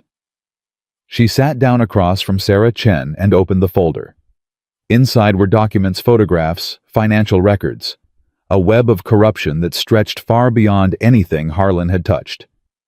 This is big, Elena said quietly. I know. Sarah's voice was barely a whisper. That's why I'm scared. You should be scared. These people are dangerous. Elena looked at her. But you came to us anyway. I didn't know what else to do. Elena thought about herself 3 years ago. Alone, afraid, carrying evidence that could get her killed. You made the right choice, she said. We'll help you. You will. That's what we do. Elena glanced at Marcus. We fight for people who can't fight alone. Marcus moved to stand behind Elena, looking at the documents over her shoulder. This is going to be another war, he said. I know. Are you sure you want to do this? After everything you've been through? Elena looked at the folder, at Sarah's frightened face, at Shadow lying by the door, watching everything with those steady amber eyes. My father spent his life exposing the truth, she said. He died for it. And now there's more truth to expose. She stood. How could I walk away from that? Marcus nodded slowly. Then we'd better get started. Sarah's eyes filled with tears. Thank you. Thank you both. Don't thank us yet, Elena said. The hard part hasn't even begun. She looked out the window at the darkening sky. Somewhere out there, more corrupt men were hiding behind badges and power. More innocent people were suffering. More truth was waiting to be exposed. The fight wasn't over. But she wasn't alone anymore. The weeks that followed were intense. Elena and Marcus dug into Sarah's evidence, cross-referencing it with what they had gathered during the Harlan investigation. Mercer provided federal resources where he could. Evan helped coordinate communications from his ranger station. The network was bigger than anyone had imagined. Corrupt officials in 7 states, trafficking operations stretching from coast to coast, money laundering through legitimate businesses, murder for hire. It was overwhelming, but they kept going. You know, Marcus said one night, looking at the stacks of documents covering the cabin's table. This isn't exactly how I imagined retirement. Elena laughed. Did you imagine retirement at all? Not really. I figured I'd die in combat somewhere. He looked at her. This is better. Fighting corruption from a cabin in the mountains? No. Fighting with you. Elena leaned over and kissed him. Smooth talker? I learned from the best. Shadow barked from outside. They both tensed. Marcus moved to the window, hand reaching for the weapon he still kept nearby. But it wasn't a threat. It was a car. A federal vehicle, judging by the plates. Mercer stepped out. He was carrying a file. You're going to want to see this, he said without preamble as he entered the cabin. Good news or bad news? Elena asked. Both. Mercer laid the file on the table. The network you've been investigating. We've identified the man at the top. Elena's heart skipped. Who? Senator William Crane, head of the Senate Judiciary Committee. He's been the shadow behind Harlan and every other corrupt official you've uncovered. Marcus's jaw tightened. A senator. Not just any senator, one of the most powerful men in Washington. Mercer looked at Elena. Taking him down won't be like taking down Harlan. He has protection at every level. So we're supposed to just let him go? No. Mercer's eyes were hard. We're supposed to be very, very careful. Build an airtight case. Leave no room for doubt. Elena looked at the file. Inside was everything they needed to destroy a United States senator. How long do we have? Unknown. But Crane knows someone's digging. He's getting nervous. Mercer paused. He might try to run. Then we move fast. Elena. No. Her voice was steel. I didn't come this far to let another monster escape justice. If Crane is the head of this snake, we cut it off. She looked at Marcus. Together. He nodded. Together. Mercer sighed. You two are going to give me a heart attack. You can survive a heart attack, Elena said. You won't survive looking away while evil men go free. Mercer almost smiled. Your father would have said the same thing. I know. That's where I learned it. 3 months later, Senator William Crane was arrested on the floor of the United States Senate. The charges included conspiracy to commit murder, human trafficking, racketeering, bribery, obstruction of justice, and 27 other federal crimes. Elena watched the footage on television, Marcus beside her shadow at their feet. They're calling it the biggest corruption scandal in American history. The news anchor was saying. Senator Crane's network stretched across 12 states and included dozens of public officials, law enforcement officers, and business leaders. Elena turned off the television. It's over, she said quietly. It's really over. Marcus wrapped his arm around her. For now. What do you mean for now?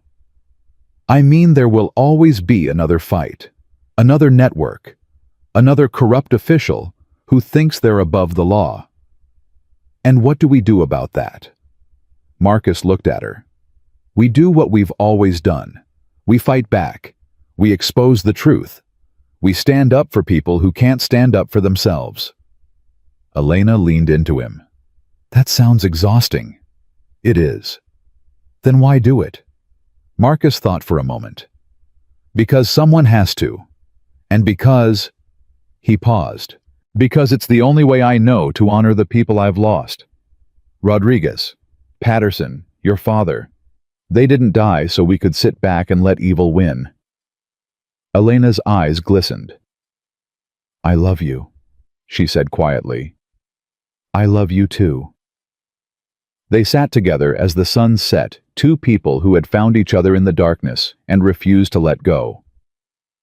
1 year later. Elena stood at a podium looking out at a sea of faces. The journalism conference had invited her to give the keynote speech.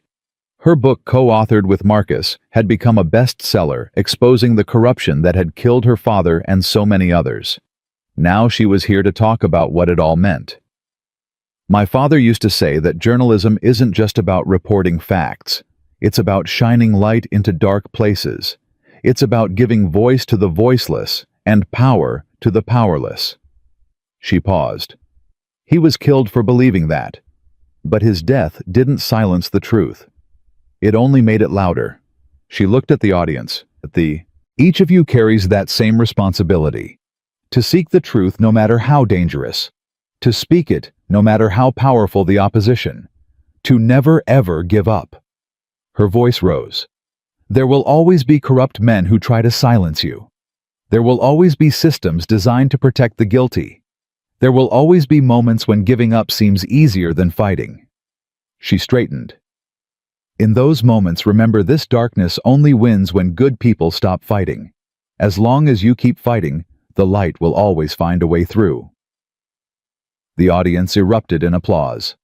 Elena stepped back from the podium, her heart full. Marcus was waiting backstage. "Hell of a speech," he said. "I learned from the best. Your father, among others." She took his hand. "Ready to go home. Always." They walked out together, Shadow at their side. The sun was setting, painting the sky in shades of gold and crimson. Elena looked at the mountains in the distance. Somewhere out there, the cabin was waiting. The life they had built. The peace they had earned. But there would be other battles, other fights, other moments when someone needed help, and they would answer the call. That was who they were now. Not just survivors, warriors. Elena squeezed Marcus's hand. "What are you thinking about?" he asked. "About how far we've come. About everything we've been through." She smiled. "About how grateful I am that you were on that mountain that night." "Wrong place, right time." "No." She stopped and turned to face him. "Right place, right time. Exactly where you were supposed to be." Marcus looked at her for a long moment. Then he kissed her. "Let's go home," he said. "Yes, let's." They climbed into the truck, Shadow jumping into the back seat with practiced ease. As they drove toward the mountains, Elena watched the world roll past, feeling something she had almost forgotten existed. Peace. Not the absence of conflict, but the presence of purpose. The knowledge that she had fought the good fight, exposed the truth, honored her father's memory, and the certainty that whatever came next, she wouldn't face it alone. Marcus reached over and took her hand. "No regrets?" he asked. Elena thought about everything. The train tracks, the blizzard, the bullets and the blood, and the moments when death felt certain. And then she thought about what came after. The love, the healing, the justice that had finally been served. "Not one," she said. Marcus smiled. The truck climbed higher into the mountains. Behind them, the world continued to turn. Corrupt men continued to scheme. Injustice continued to flourish in the shadows. But somewhere in the darkness, there would always be people like Elena and Marcus. People who refused to look away. People who ran toward the fire instead of away from it. People who believed that truth and courage and love could triumph over evil, and as long as those people existed, the light would never go out. That was the lesson of Daniel Cross. That was the legacy of Marcus Stone. That was the truth Elena had learned on a frozen train track in Montana, saved by a stranger and his loyal dog. Darkness only wins when good people stop fighting. And Elena Cross would never stop fighting. Not today, not tomorrow, not ever. The end.